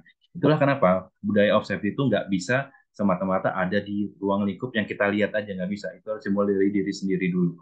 Jadi ini culture of safety ini tuh budaya yang benar-benar dimulai dari diri sendiri itu. Nah, contohnya seperti itu. Efektivitas produktivitasnya akan terkena bila akan berdampak sangat besar jika si individu ataupun personilnya dalam suatu pekerjaan itu sudah mengikuti culture of safety-nya. Seperti itu Pak Denny. Oke, jadi safety of culture-nya seperti itu ya teman-teman semua yang akan meningkatkan efek positifnya, meningkatkan produktivitas dari si perusahaan itu sendiri. Misalkan tidak terjadi kecelakaan, otomatis kan perusahaan semakin produktif, semakin diberikan keuntungan. Oke, selanjutnya. dari Andika. Coba cek dulu Andiga. Andiga masih ada nggak nih orang? Oh, masih ada Andiga Pujadinata. Beliau bertanya nih, ya, eh, bagaimana dan gimana cara efektif untuk menekan karyawan ketika kita mau merubah budaya keselamatan di lapangan. Tapi kadang si jawaban karyawan ini selalu seakan-akan membenarkan dirinya dengan kalimat, ya saya udah berpengalaman nih. Ya, nah itu gimana nih? Apalagi kalau misalkan si pekerja tersebut lebih tua atau lebih berpengalaman dari kita, ya, di perusahaan tersebut. Silakan, Pak Munawir. Oke. Yang pertama ya kita harus lihat dulu individunya seperti apa. Oke, dia sudah lama gitu ya. Kita lihat dulu individunya seperti apa. Apakah ada celah lain kita masuk ke dalam pikirannya dia untuk mengubah attitude-nya dia. Itu yang pertama. Yang kedua, baru kita assess. Kita buat si karyawan tersebut uh, dengan cara penilaian. Oh, Bapak kok melakukan hal seperti ini? Kan Bapak udah tahu nih bahayanya ini harus pakai sepatu safety, misalnya di assess. Dikasih tahu bahwa ada namanya pelanggaran gitu ya. Oh, Bapak nggak pakai sepatu safety gitu ya. Atau Bapak nggak pakai earplug atau nggak pakai APD. Jadi ada yang namanya kayak penghargaan gitu ya. Kalau Bapak terus-terus ngasih tahu ya ada bahaya atau Bapak akan mendapatkan sesuatu dari pabrik ataupun Bapak kalau udah ngelanggar berarti ada dispensasi gitu hal-hal seperti itu. Nah kita lihat dulu individunya. Kalau teman-teman sudah tahu individu memang seperti itu kita kasih trigger aja. Mereka pasti lama-lama akan ngikutin bahwa atau yang paling parah adalah kita kasih tahu aja ke manajerial bahwa Pak ini ada beberapa di dalam satu orang di satu gedung ini ternyata nggak ngikutin nih Pak safety culture. Jadi harus ada assessmentnya penilaian berupa data itu sangat penting daripada dia udah 12 tahun nih kayak gini gitu. Susah Pak bikin attitude-nya kembali lagi. Nah, contohnya kayak gitu sih Pak Denny. Yang sudah-sudah ya.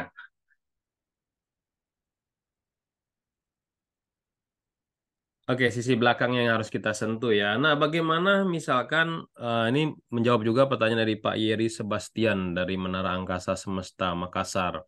Bagaimana membangkitkan semangat kerja ya untuk menghindari insiden-eksiden? Mirip-mirip juga nih. Jadi memberikan semangat kalau tadi merasa senioritas kayak gitu ya, merasa paling jago, paling kuat. Nah, ini untuk meningkatkan kesadarannya lagi itu seperti apa supaya orang tuh lebih semangat lagi tuh Pak Munawir. Oke. Eh, saya based on experience gitu ya. Di bawah perusahaan juga ada yang namanya dikasih penghargaan. Misalnya dikasih, mohon maaf ya, dikasih tambahan salary gitu ya, dikasih tambahan duit gitu ya. Misalnya dia menemukan ada potensi berbahaya, near miss misalnya ya, oh safety escalation gitu ya, ada beberapa escalation semakin di satu gedung misalnya ada safety escalation misalnya 50 gitu ya, banyak-banyak kan nih, oh di gedung A ada 10 tapi dia di gedung B ada 50 otomatis dia nanti dapat penghargaan yaitu berpeluang nanti di next periode gajian misalnya gitu ya, ataupun dia menemukan yang namanya alat pengaman dalam satu industrinya itu nggak ketutup ataupun rusak atau tombol emergensinya patah gitu ya, dia ngasih tahu ke kita Pak ini ada tombol patah nih Pak, jadi kayak ada rewardnya dari perusahaan bahwa oh ini sudah seperti itu. Nah kalau udah kayak gitu otomatis kan gua dapat loh dari perusahaan sekian nih, cuy cari yuk cari yuk. Nah otomatis logika akan berlomba-lomba untuk gimana caranya kita mencari di mana ya yang tadinya nggak kelihatan sama tim safety saat inspeksi dia benar-benar dapat melihatnya, dan cara seperti itu sih Pak, ada reward ada dan punishment. Oke, jadi reward and punishment untuk meningkatkan apa ya semangat ya untuk dapat Sama bekerja satu di lagi bidang. Pak saya mau tambahin ada pekerjaan saya namanya safety days gitu ya, jadi libatkan misalnya safety day kita kasih tajuk misalnya safety itu kayak keluarga gitu, jadi mereka entah jadi pemadam kebakaran ya, mereka membuat mobil, ada yang jadi hidran, ada yang jadi apar, ada yang yel safety, hal-hal seperti itulah. Makanya safety kita buat fun di situ. Itu dapat meningkatkan, oh nanti ada safety day saya mau ikut ada perlombaan ABC. Contohnya seperti itu, Pak. Oke. Selanjutnya, ini pertanyaan mirip-mirip semua dari Pak Hanif Maulana, terus dari Pak Nelson, lalu Pak Alfurkon, Pak Jaki. Ini sama semua pertanyaannya. Intinya adalah misalkan nih, kita sudah semangat nih untuk menjalankan culture safety. Tapi tapi pimpinan tertinggi atau direktur atau manajer itu tidak support, tidak berkomitmen, khususnya di bagian mana? Di bagian dana, ya. Di bagian Oke. dana anggaran K3 dianggap ya K3 itu sebagai pemborosan ya, K3 itu sebagai apa ya, jadi beban buat proyek, buat perusahaan. Nah, ini cara ngomongnya sama manajemen ini kayak gimana nih supaya budaya K3 ini bisa menjadi terlaksana di perusahaan dan kita pun tidak ya kita tuh tidak semata-mata cuman omdo aja ya. Nah, Ya, kadang kelihatannya dari situ. Percuma kalau kita buat semua program baik tapi ya tidak disupport oleh anggaran ya agak ribet juga. Nah, itu gimana tuh Pak Munawir mengatasi atau cara ngomong sama manajemen yang seperti ini? Silakan. oke. Kalau sudah namanya manajerial, kita harus memberikan data ataupun bukti-bukti. Ini loh, perusahaan Bapak tuh eh, safety performance-nya dari A sampai Z. Otomatis ada yang miss di situ. Dari segi budgeting, misalnya sudah dibudgetkan segitu banyak ya miliaran duit yang harus dikeluarkan untuk jadi investasi, bahasanya di sini. Tapi manajemen juga tidak mau kita kasih data tersebut. Data tersebut akan mengakusisi bahwa oh, kalau Bapak, kalau si manajerial tetap nggak mau juga setelah diberikan data, otomatis saat pemasok lain nggak ada lagi keuntungan yang datang. Nah, dengan cara men-trigger seperti itu, otomatis dia akan ingat, oh iya juga ya, kalau misalnya saya seperti ini, nggak juga gitu.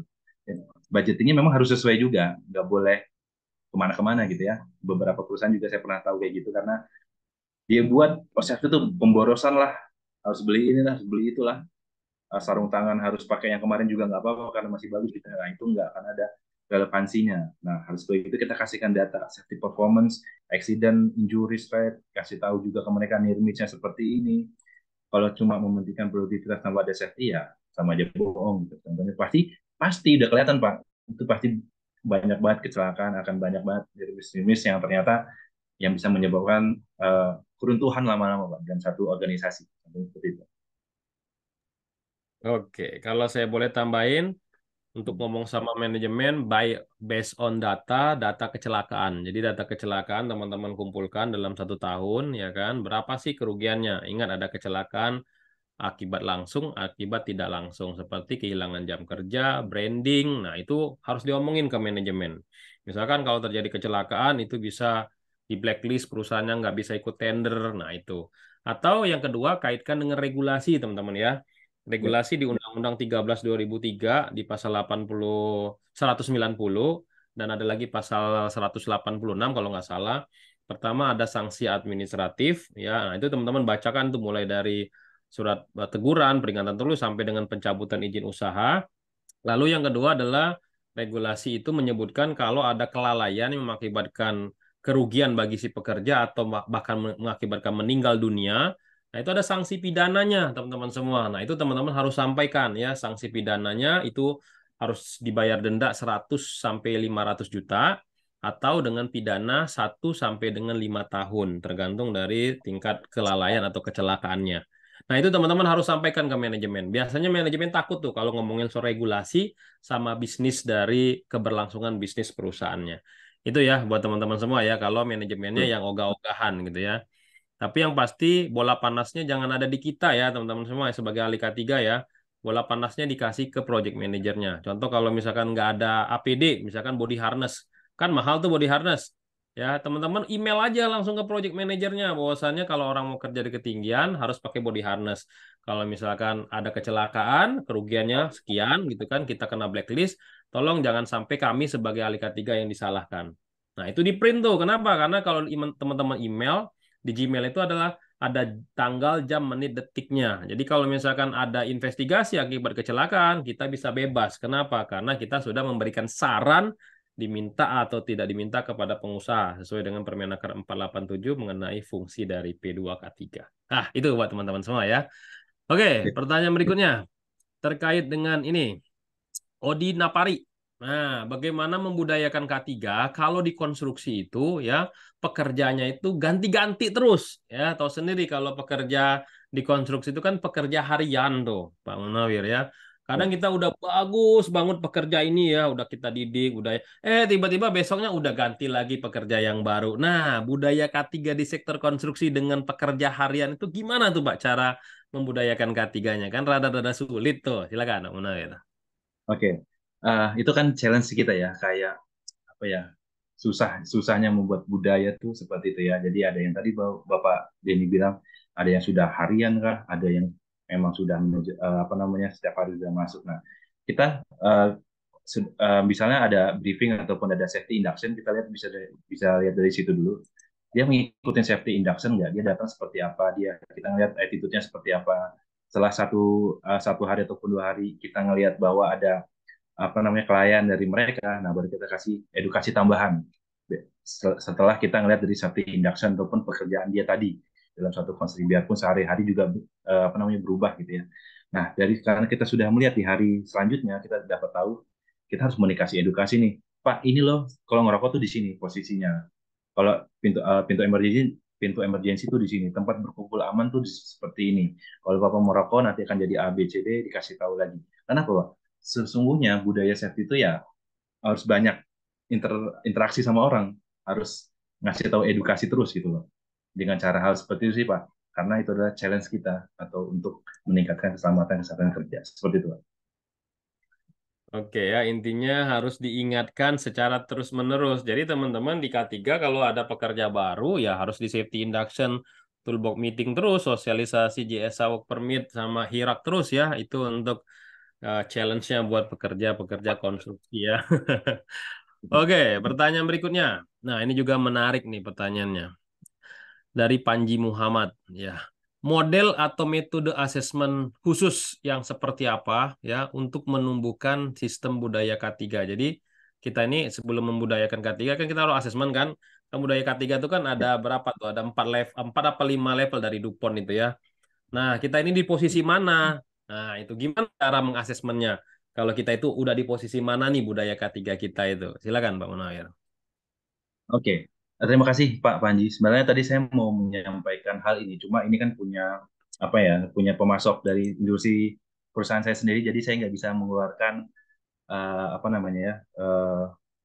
eligibilitas dari si assessment tadi. Biasanya, nih Pak, benar tadi kata Mbak ini ada 5 jadi stepnya.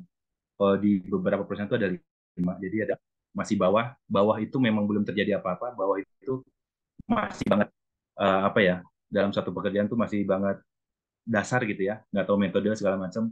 Kalau tahap kedua itu sudah tahu tapi nggak diimplementasikan. Kalau 3 itu manajerial, karyawan sudah tahu tapi nggak konsisten. Nomor 4 sampai nomor 5 akan lebih baik lagi. Nah, saya lupa tuh. Itu sebenarnya harus saya keluarkan, cuma nggak boleh sama tim yang lain gitu ya. Sama tim saya kemarin di office, ini punya perusahaan tertentu nggak boleh tuh. Itu ada assessment-nya, Pak. Jadi assessment memang ada 3, leadership, employee, sama well-being, itu ada 3. Nah, itu yang kita assess tiga-tiganya. Dari manajemen gimana, dari employee gimana cara engage-nya, dan sampai situ nanti kita dapat tuh maturity levelnya, level berapa sih di perusahaan kita ini, gitu loh. Level 3 kah, level 2 kah, atau level 4 nih, kita sudah bagus gitu loh. Nah, semua itu ada assessment, udah hampir sama kayak audit, Pak. Hampir sama kayak audit 45.001 misalnya, harus diisi semua, tapi beyond compliance. Nah, contohnya seperti itu. Itu baru nanti di-assess lagi sama third party. Bener nggak sih? Orangnya datang lagi, orangnya ngecek lagi. Interaksi lagi sama si perusahaan, sama si karyawannya. Seperti itu, Pak. Harusnya sih saya bisa, cuma nggak boleh ternyata.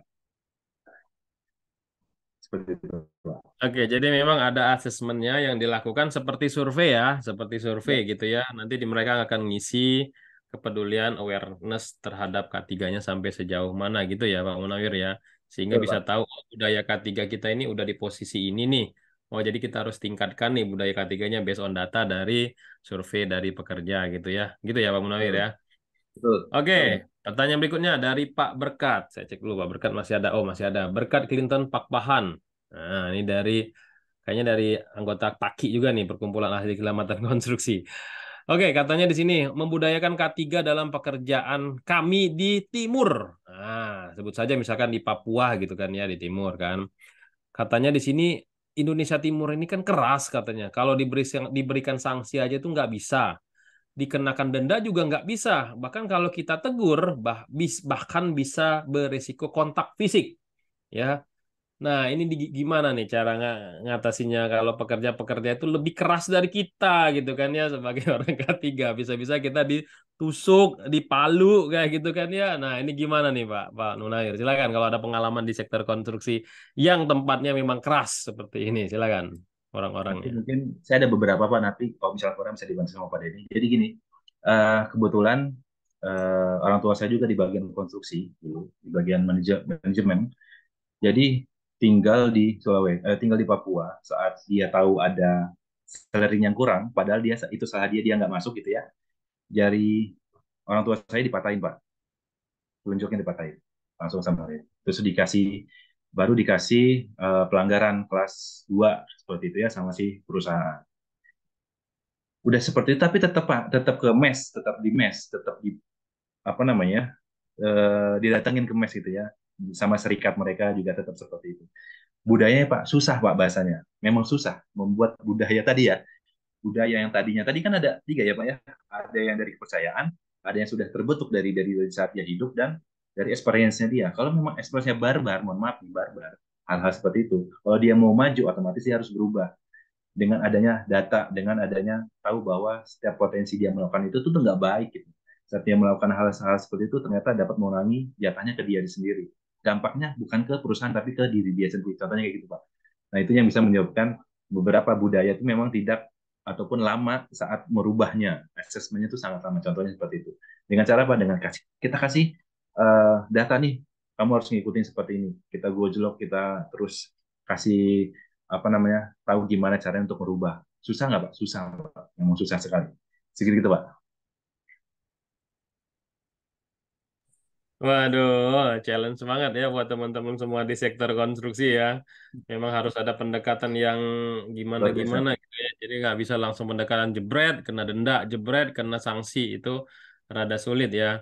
Oke teman-teman semua, saya berikan kesempatan untuk bertanya langsung kepada narasumber kita. Silakan teman-teman semua tekan tombol raise hand yang ada di layar monitornya. Saya akan berikan kesempatan untuk berbicara dengan narasumber kita siang ini.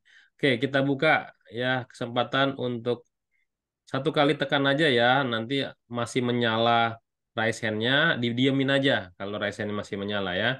Oke, saya beri kesempatan untuk Yeri Sebastian. Silakan Yeri Sebastian. Dari mana Pak? Di unmute dulu. Oke, silakan Pak. Siap. Assalamualaikum warahmatullahi wabarakatuh. Selamat sore, Waalaikumsalam. pemateri dan moderator. Izin saya Yeri Sebastian dari PT Menara Angkasa Semesta dari Bandara Makassar, Sultan Hasanuddin Makassar, Pak. Ini pertanyaan kami, Pak. Yang tadi kami bahas, sudah kami lakukan semuanya, Pak, terkait dengan memberikan reward ke karyawan-karyawan kami.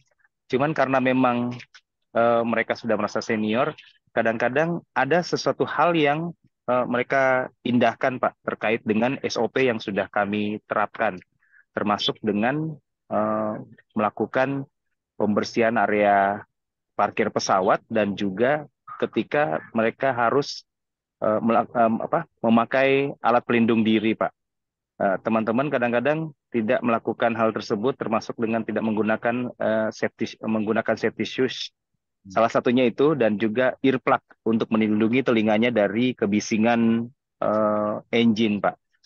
Nah, pertanyaan saya, Pak, ini bagaimana kami harus langkah apa lagi, Pak, yang harus kami lakukan untuk bisa kembali meyakinkan kepada karyawan kami atau bawahan kami atau rekan kerja kami untuk bisa melakukan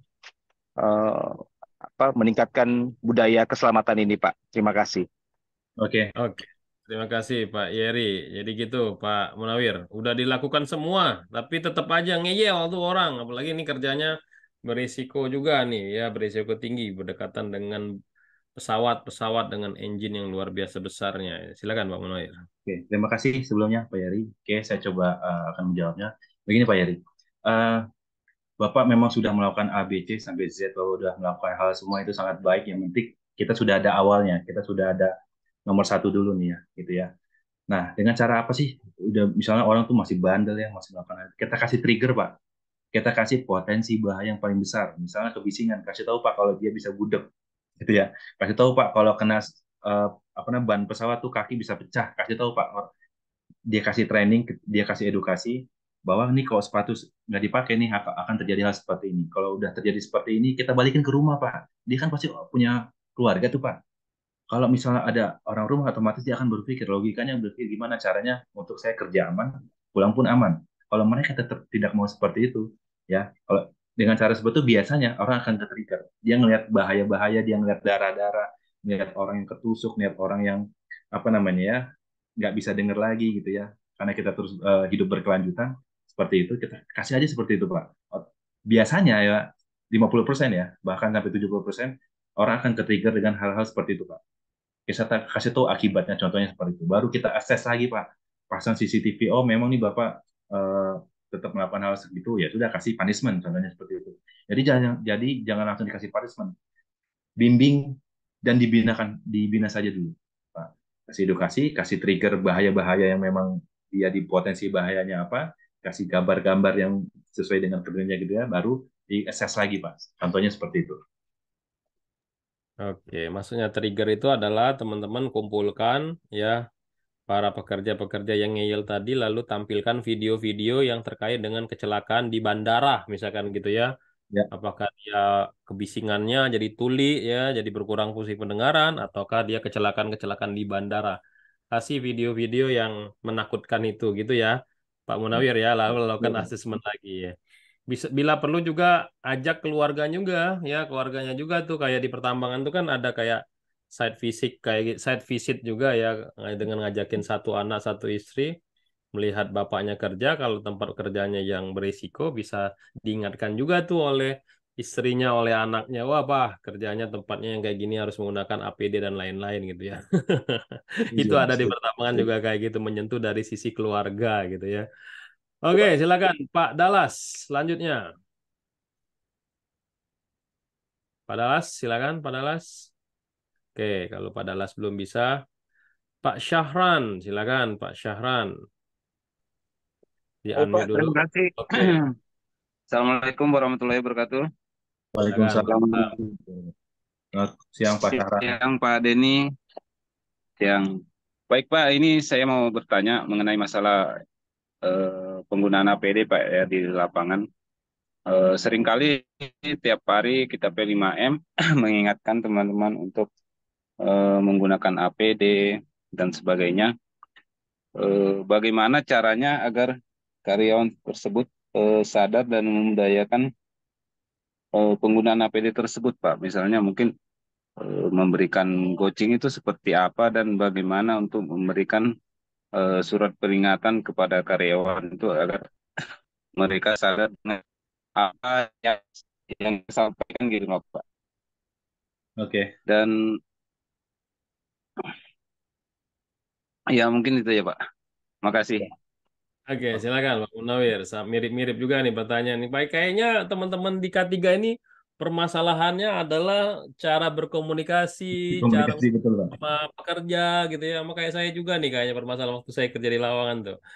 Gimana tuh Pak Munawir ya ngasih orang ngerti tahu cara pakai APD. Kadang kalau dikasih helm bilangnya berat, dikasih sarung tangan licin, dikasih sepatu safety berat Pak, ribet katanya dikasih rompi, gerah dibilang kasih masker apa ini masker gitu kan ya. Nah ini cara mengedukasinya kayak gimana sih Pak Munawir? Silakan kalau punya pengalaman di Oke. sharing. Terima kasih Pak Sarah, Pak Denny. Jadi gini, eh, dalam hierarki juga APD kan paling terakhir ya. APD adalah yang paling tidak efektif terkait dengan bahayanya gitu ya. Jadi teman-teman bisa lihat dulu dari hierarkinya tersebut. Kalau memangnya hanya ada APD, ya sudah teman-teman pasti dia memakai APD. Setelah gimana cara komunikasinya efektif agar mereka tetap pakai gitu ya.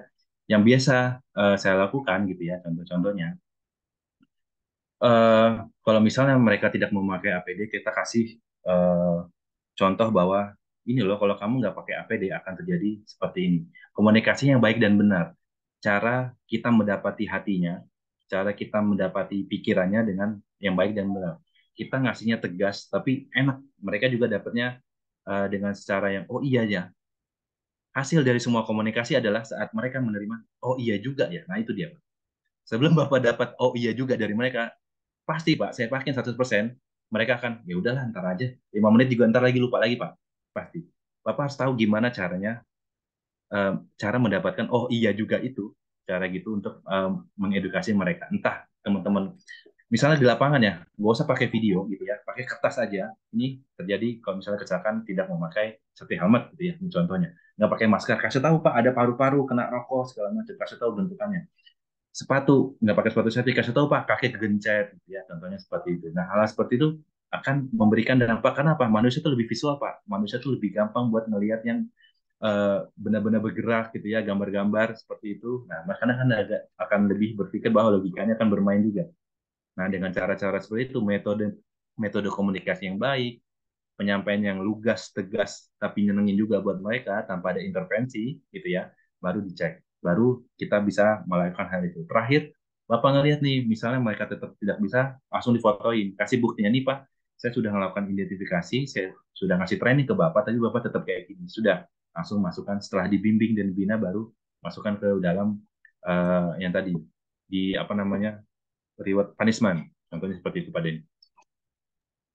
Oke, atau juga kayak di perusahaan besar, salah satu perusahaan besar Indonesia sebut saja Astra gitu ya, ada namanya safety dojo ya. Jadi si si pekerja itu merasakan sendiri kalau terjadi kecelakaan. Contoh dikasih ada alat dijepit, jadi tangannya terasa kejepit tuh kayak gimana sih sakitnya.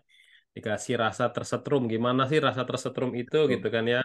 Nah, itu mungkin akan merekam otak kita, oh ternyata kalau kecelakaan tuh gini loh, sakit loh kayak gitu ya. Gitu ya mungkin ya pasaran ya. Oke. Selanjutnya, tapi memang kalau misalkan amit-amit ya ada kecelakaan di tempat kerjanya, nah itu sebenarnya momen buat teman-teman semua mengambil hati ke teman-teman yang lain ya untuk lebih aware terhadap K3. Nah, ini saya menarik juga nih dari Pak Syah Muhaimin Amal. Bagaimana kalau perusahaan tersebut multinasional dari perusahaan asing ya dengan culture budaya itu berbeda. Jadi dalam sebuah perusahaan itu banyak banyak pekerja-pekerja dari luar negeri dengan membawa culture-nya masing-masing. Nah, itu cara membudayakan K3 dengan culture yang berbeda itu seperti apa itu Pak Munawir? Silakan. Oke, misalnya di multinasional ya, kebetulan saya juga di perusahaan multinasional, jadi beberapa banyak orang asing, kita harus tahu gimana cara berkomunikasi, gimana dia berkomunikasi, attitude-nya seperti apa, otomatis saat dia kerja di Indonesia, ya di mereka harus ikutin attitude-nya orang Indonesia gitu ya. Dan suatu perusahaan ya harus ikutin, ya udah ikutin. Misalnya jam 12 istirahat, ya istirahat, bukan harus disuruh kerja lagi gitu ya. Beberapa perusahaan kan biasanya tetap kerja gitu ya, ataupun bahkan disuruh buat lembur tanpa ada bayaran. Nah, kita ngikutin hal-hal seperti itu. Kita kasih tahu bahwa aturan legalnya adalah misalnya 8 jam harus kerja, ada beberapa kali harus istirahat, kita harus kasih tahu juga ke mereka bahwa attitude-nya kalau seperti itu tuh nggak bisa di Indonesia, harus seperti ini. Kita ada regulasi, kita ada SOP, kita harus ada visi misi, si manajerial juga harus tahu untuk bahwa mereka kerja di Indonesia. Dan beberapa budaya yang lain tuh, kalau misalnya, kalau yang baik, enak ya kita ngikutin ya. Budaya-budaya yang jelek ini yang harus kita kasih tahu ke mereka. Jadi budaya itu memang harus dari top manajemen. Event itu dari bawah ngelihat ada yang tidak sesuai dengan top manajemen, kita bisa eskalasi langsung. Gimana caranya kita biar dalam satu konteks organisasi tetap searah gitu, tetap jadi satu. Seperti itu Pak Denny. Oke ya. Nah, ini juga ada pertanyaan nih terkait dengan kalau subkon. Nah, subkon kita sebagai orang K3 di sana. Nah, ini ada subkon yang bandel, udah kita kasih tahu nih terkait dengan K3, tapi si subkon ini tetap ngeyel. Nah, jeleknya lagi ya apesnya adalah subkon ini adalah titipan dari owner, misalkan ya PUPR ya. PUPR ownernya misalkan terus dia ada temen, ada keluarga, punya usaha dan ada subkon di sana, ada perusahaan X misalkan kayak gitu ya. Lalu diwajibkanlah si kontraktor ini, nanti kamu ambil batu sama subkon ini ya, udah diarahin gitu kan ya. Nanti kamu ambil pasir sama dia ya. Nah, atau nanti kalau mau butuh pekerja lewat dia ya, kayak gitu. Udah diarahin kayak gitu. Nah, kalau kita sebagai orang K3, ini kadang si malakama nih, ketika kita push si subkon, kita sebagai orang K3 justru dimutasi bahkan diberhentikan. Nah, ini pernah terjadi di tempat teman saya nih ya, di salah satu perusahaan BUMN. Nah, ini gimana nih cara ngomongnya nih Pak Munawir? Silakan. Oke. Kalau udah kayak gitu gimana ya Pak ya?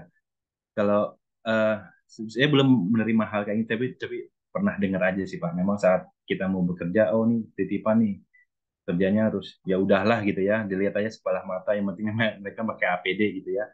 Kalau enggak nanti lu yang dikeluarin, misalnya contohnya kayak gitu ya, kayak tadi Pak Denny bilang, ya sudah sih, memang kalau udah seperti itu ya K3 ya buat perusahaan itu sendiri. Kalau misalnya ada yang kecelakaan, ya dampaknya bukan si subkon tapi si perusahaan itu sendiri. Nah, si owner harus tahu kredibilitas ataupun dari si citra dari si pekerja tersebut atau perusahaan tersebut jeleknya tuh kayak gimana kalau misalnya terjadi kecelakaan, gitu sih Pak. Yang saya tahu tuh kayak gitu Pak. Mungkin bisa ditambahkan Pak Denny. Oke, berarti kita kembalikan lagi si kontraktornya ya. Dia mau tegas seperti itu. Kalau nggak mau tegas, ada risiko yang akan diterimanya. Mungkin kita bisa jelasin ya sama si project manajernya. Pokoknya kami di K3 udah semaksimal mungkin ya Pak. Kami sudah menegur kalau memang si Sapon itu tidak patuh, ada terjadi kecelakaan, jangan salahkan kami dari divisi atau tim HSE. Kayak gitu aja paling ya teman-teman ya. Kan Mari bola Pak, panas dikasih ke mereka aja gitu ya. balikin lagi. Balikin ke mereka lagi. Oke, Pak Dallas, silakan Pak Dallas, Pak Septian Karel, siapa yang duluan nih? Di unmute dulu, Pak Dallas, halo. Assalamualaikum Waalaikumsalam, warahmatullahi silakan Pak Dallas. wabarakatuh. Izin bertanya Pak. Tes. Pak, Ya, Ya, gimana silakan. gimana? ya saya izin bertanya. Kebetulan di tempat saya kerja, saya bekerja di sebuah perusahaan GICT ya. Di situ banyak alat-alat berat. Uh, Terkadang ada pihak emergensi organik, dia mengerjakan perbaikan CC yang di atas ketinggian, tapi terhalang oleh railing pada saat dia berjalan. Kalau kami melihat situasi itu memang aman, tapi terkadang pada saat ada direksi yang istilahnya mengontrol mereka,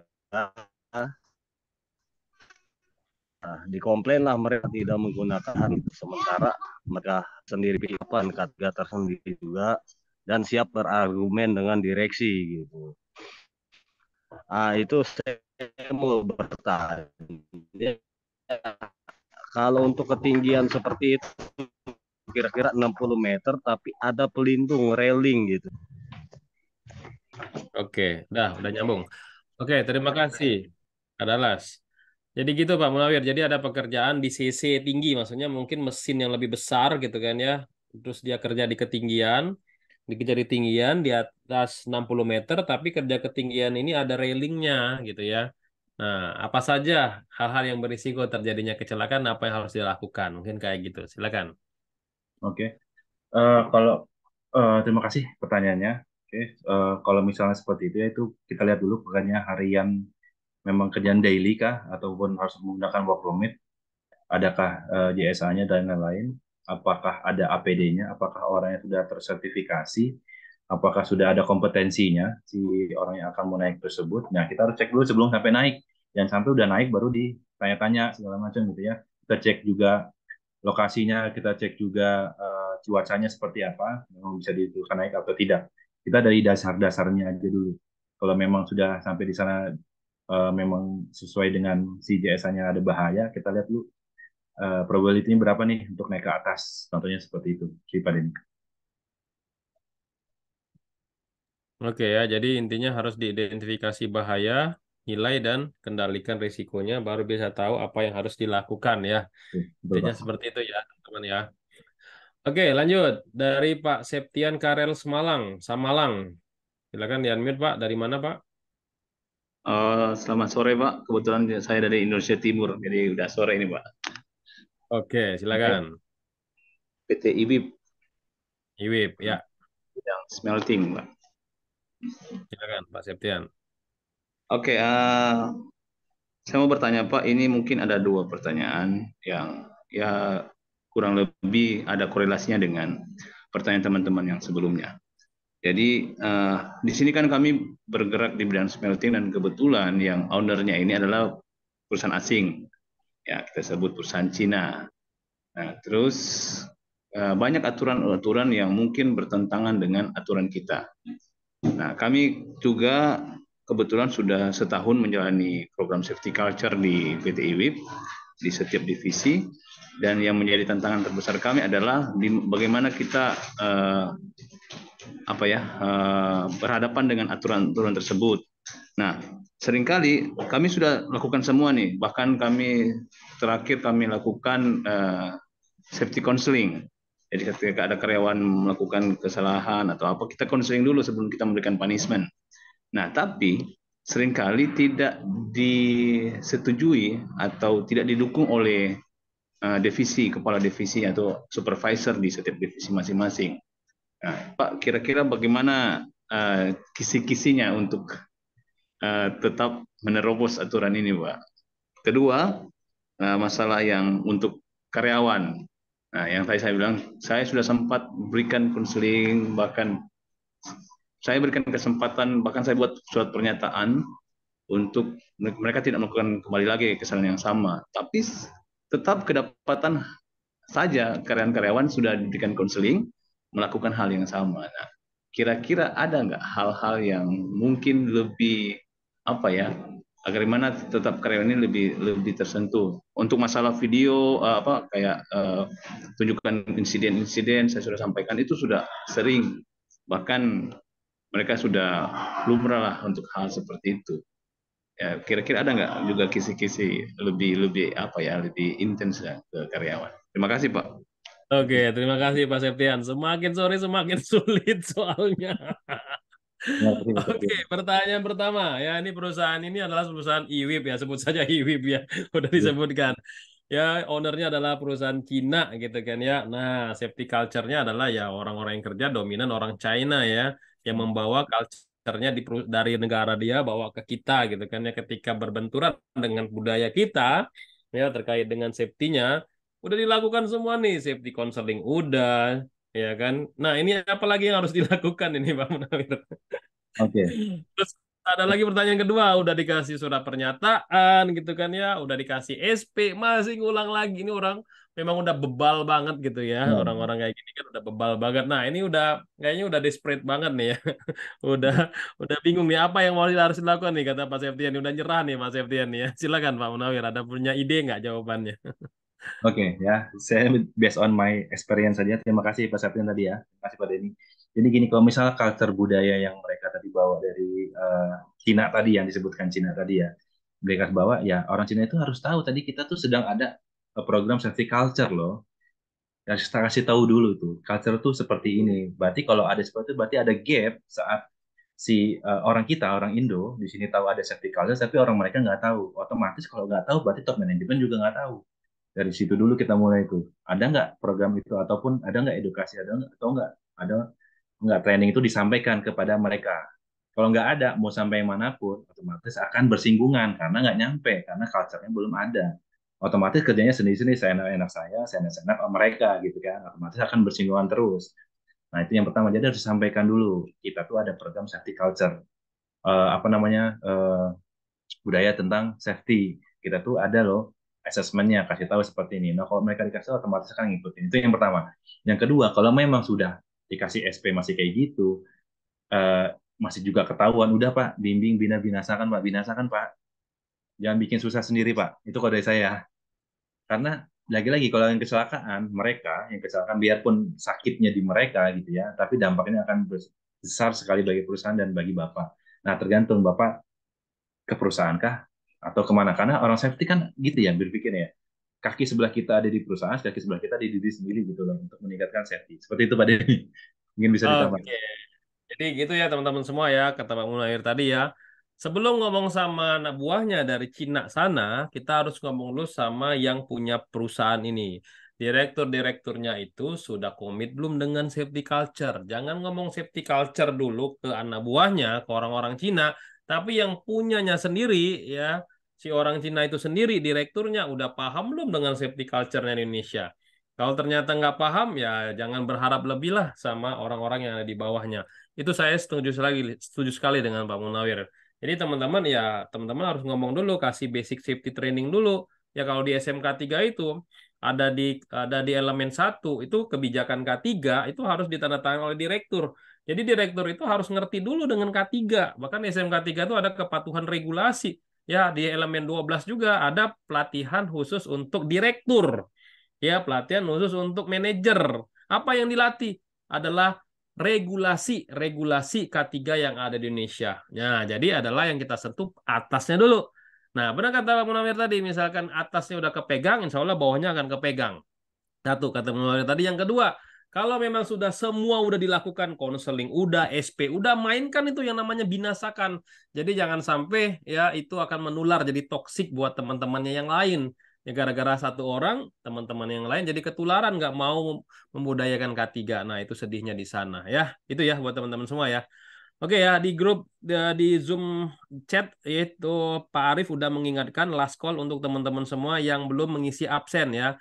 Karena absen nanti kita akan langsung tutup ya pukul 16. Jadi tidak ada lagi teman-teman yang minta absen. Jadi link absen akan terkunci otomatis bagi teman-teman semua yang belum mengabsen ya.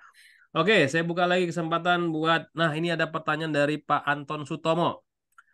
Pak Anton Sutomo menarik juga nih pertanyaan dari PT Hyundai Motor Manufacturing. Nah, bagaimana cara menghilangkan trauma katanya setelah terjadi kecelakaan agar ya ini trauma tidak mengganggu pekerjaan yang lain dan pekerja-pekerja yang lain. Nah, ini punya pengalaman nggak ini Pak Munawir? Kalau ada kecelakaan tuh harus ngapain nih pemulihannya? Silakan. Oke. Terima kasih pertanyaannya masih Pak Denny. Ya, terkait dengan trauma otomatis kita ngomongnya mental gitu ya. Kalau udah trauma pasti orang lain akan tahu, oh si orang A itu kecelakaan loh. Kamu hati-hati ya di sini. Contohnya bisa kayak gitu ya. Nah, biasanya di beberapa perusahaan juga kalau misalnya si orang A kita sebut bekerja di mesin A gitu ya. Nah, setelah terjadi kecelakaan kita pindahkan ke posisi yang lebih gampang. Kita pindahkan posisi yang tidak ada bahaya seperti itu. Misalnya tadi banyak kejepit, kita pindahkan orang yang checking-checking aja, ya kan? Jadi nggak ada lagi tuh orang yang akan kena bahaya itu atau mengeliminasi orang tersebut akan kena bahaya lagi. Itu yang pertama. Yang kedua, kasih mereka edukasi, kasih mereka pengertian bahwa saat melakukan A sampai Z itu bahayanya tuh ini aja. Contohnya seperti itu. Nah, dengan cara seperti itu, kalau kita sudah memberikan trauma, nah orang-orang di sekitarnya itu jangan sampai menjauhi. Biasanya kalau orang kecelakaan tuh suka pengen tahu apa yang hilang dari anggota badan. Cuma ya udah gitu ya, jadinya nggak ditemenin. Nah, itu yang nggak boleh. Saya suka ngasih tahu bahwa kalau setiap orang kecelakaan tuh, mereka juga nggak mau sebenarnya. Cuma apesnya aja. Karena apa? Mereka kadang melakukan tindakan tidak aman ke diri sendiri. Nah, kita bisa ngasih tahu bahwa ini loh nanti kalau tidak jadi kecelakaan contohnya akan sini. Kalau kamu mau apa enggak, kita balikin ke mereka. Kalau mereka nggak mau ya tolong bekerja dengan aman sesuai dengan regulasi yang ada. Seperti itu Pak Den. Oke, itu dia jawabannya ya buat teman-teman semua ya. Oke, lanjut lagi. Satu lagi mungkin pertanyaan dari Pak Jonip Hermanto. Silakan di unmute. Dari mana Pak? Yang raise hand. Pak Mas Indra Jaja. Ada nggak? Pak Masdar, siapa yang duluan? Silakan di unmute dulu. El Hadi Lutfi. El Hadi Lutfi. Oke, Jonip Hermanto. Silakan, Jonip. Dari mana? Kenalkan saya Joni dari PT Smelting di Gresik. Oke, silakan Pak. Silakan Pak Joni. Gini Pak ya, di perusahaan saya itu kan saya ada bekerja subkon. Kebetulan saya juga ditugaskan safety officer di plant. Kadang-kadang ada pekerja, kalau yang dari Mencon itu mungkin sudah tahu cara untuk menginduksikan pekerjaannya, tetapi yang susah itu dari PT Smelting sendiri, yang misalnya direct langsung dari PT Smelting. Kadang-kadang mereka mendatangkan pekerja, tapi pada saat induksi data-datanya tidak lengkap, kompetensinya tidak lengkap, juga susah untuk mau menginduksikan. Kalau kita induksikan nanti risikonya kalau dia bekerja di ketinggian, ada kecelakaan gini-gini, yang tanggung jawab siapa? Tetapi kita dituntut dari atasan, jangan mempersulit, gitu loh. Nah, jadi komunikasi inilah bagaimana agar kita bisa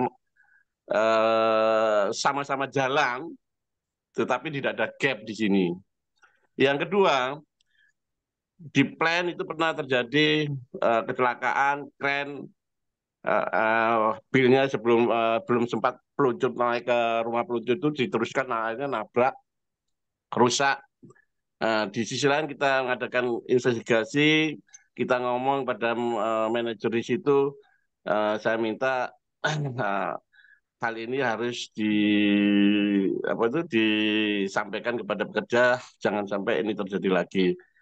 Dan terjadi kedua kali, saya minta pelakunya minimal dikasih peringatan agar tidak ditiru oleh pekerja-pekerja yang lain. Tapi ini dilindungi oleh manajer gitu. Itu loh susahnya kita untuk menerapkan budaya safety sampai sekarang masih apa itu ya kesulitannya seperti itu Pak. Gimana? Mungkin ada kisi-kisi agar kita bisa menyampaikan kepada top manajemen itu bahwa apa yang kita lakukan ini supaya tidak terjadi kembali kecelakaan berulang gitu Pak. Oke, terima kasih Pak Joni. Wah, ini kayaknya pertanyaannya mirip-mirip semua nih. Kayaknya masalah kita itu orang safety itu sama ya. Kadang kalau kita tegas sama pekerja atau lagi pekerja yang dikirim oleh Menkon gitu kan, sedangkan kita posisinya sebagai subkon gitu kan ya. Terus kita harus menginduksi katanya tadi ya. Kalau kita menginduksi ternyata persyaratannya tidak terpenuhi, lalu kita nggak bolehin kerja, nanti kita juga yang dimarahin katanya tadi kan. Katanya Pak Joni tadi nanti dianggap sebagai apa menghambat pekerjaan dibilangnya kayak gitu. Bahkan ada kecelakaan yang berulang-ulang ya ditegur pun enggak, kalaupun ditegur masih dilindungi juga oleh manajemen. Nah, ini gimana nih Pak Munawir nih? Kacau nih kayak gini. Silakan. Kayaknya beban tuh ya Bapak ya. Oke, terima kasih Pak. Terakhir tadi ya, jadi kita kayak ada apa namanya silsilah gitu ya, mana menkon, mana subkon gitu ya. Subkon harus kita induksi kepada menkon gitu ya, terkait dengan hal seperti itu. Nah, kalau misalnya kita tinggal lihat tanggung jawabnya aja sih Pak, lihat tanggung jawabnya. Event itu terjadi kecelakaan kepada menkon, otomatis Bapak juga ya Pak, karena di area Bapak yang terjadi kecelakaan, Bapak juga akan menerima konsekuensinya gitu loh. Itu naikin aja Pak langsung kepada menkon. Misalnya ya sudah jangan dibuat apa namanya dibuat ribet lah, jangan dibuat susah lah seperti ini. Ya udah kasih bikin MOU kalau terjadi apa-apa siapa yang mau tanggung jawab. Contohnya seperti itu. Agar apa? Jadi kita kerjanya juga enak gitu. Bapak kerjanya sebagai supon enak, sebagai menkon juga enak. Jadi ada kerjanya tuh lurus gitu ya, maksudnya tanpa ada hal-hal seperti itu. Gitu. Nah yang kedua, kalau misalnya masih terjadi juga, masih terjadi juga, terus beberapa orangnya juga masih melakukan hal yang sama, setelah tahu dia kecelakaan, langsung aja Pak, kasih tahu bahwa orang tersebut investigasi accident, orang yang sama, mesin yang sama, ataupun benda yang sama, terjadi lagi kecelakaan, berarti kan berulang gitu ya, occurrence, Bapak bisa langsung laporin kepada Menkon, misalnya, atau kepada subkon mereka, bukan subkon Bapak, biar sih dari sisi manajerial aja yang main, seenggaknya Bapak sudah berkomunikasi sama mereka. Nanti di sisi manajerial aja yang apa hasilnya tersebut. Dan biasanya harusnya sih dari si apa namanya pelaku tersebut yang ngasih apa namanya masukan kepada tim-tim yang lain biar tidak kayak saya. Mungkin teman-teman pernah lihat ada video tangannya putus terus tiba-tiba dia juga yang ngasih induction agar tidak terjadi contoh kecelakaan. Nah, contohnya kayak gitu itu bisa jadi salah satu cara juga gimana caranya untuk meningkatkan budaya safety. Gitu. Seperti itu Pak Denny.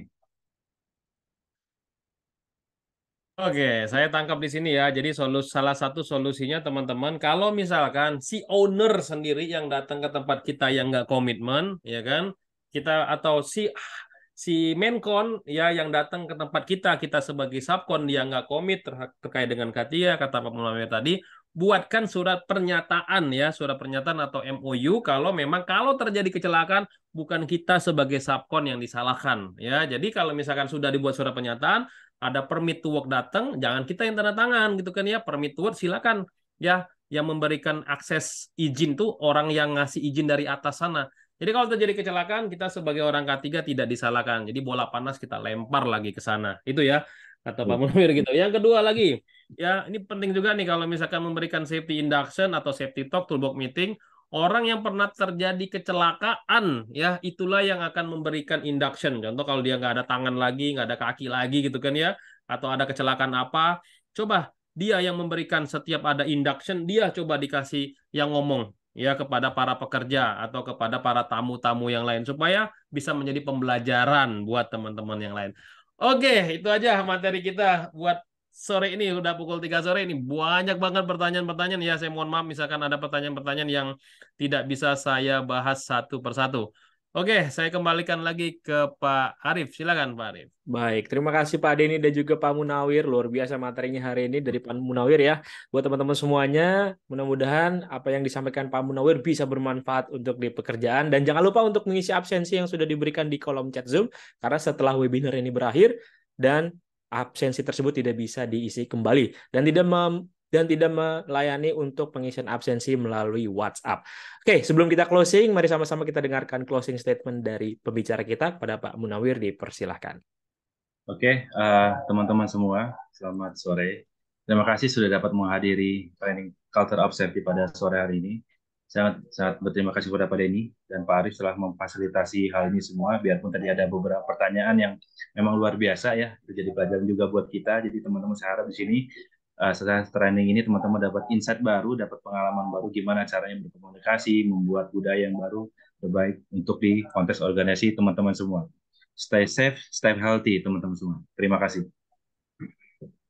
Oke, baik. Terima kasih Pak Munawir. Terima kasih teman-teman semuanya sudah hadir di webinar Kolega hari ini, dan pastikan teman-teman sudah join ke dalam grup Telegram Kolega Mediatama, karena untuk webinar kita akan berikan linknya di Telegram ya.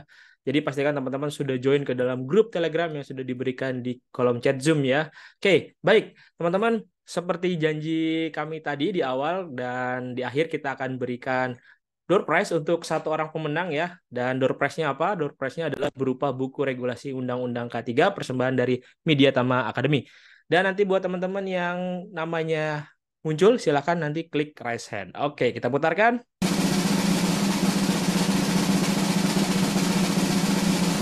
Siapa yang akan mendapatkan door prize buku regulasi Undang-Undang K3 persembahan dari Mediatama Academy? Kepada Anton Sutomo. Maka ada? Oke, ada. Selamat kepada Anton Sutomo mendapatkan satu buah door prize buku regulasi Undang-Undang K3, dan untuk ongkos kirim ditanggung oleh pemenang dan nanti akan dihubungi langsung oleh tim kami di hari kerja. Baik, terima kasih teman-teman semuanya sudah hadir di webinar hari ini, dan jangan lupa untuk mengisi absensi dan juga hadir kembali di webinar Sabtu depan. Pastikan teman-teman juga sudah Platinum untuk aplikasi Mika Super App K3. Kalau ingin download materi, silahkan buka di website milea.app. Baik, akhir Sabtu kata depan saya. apa?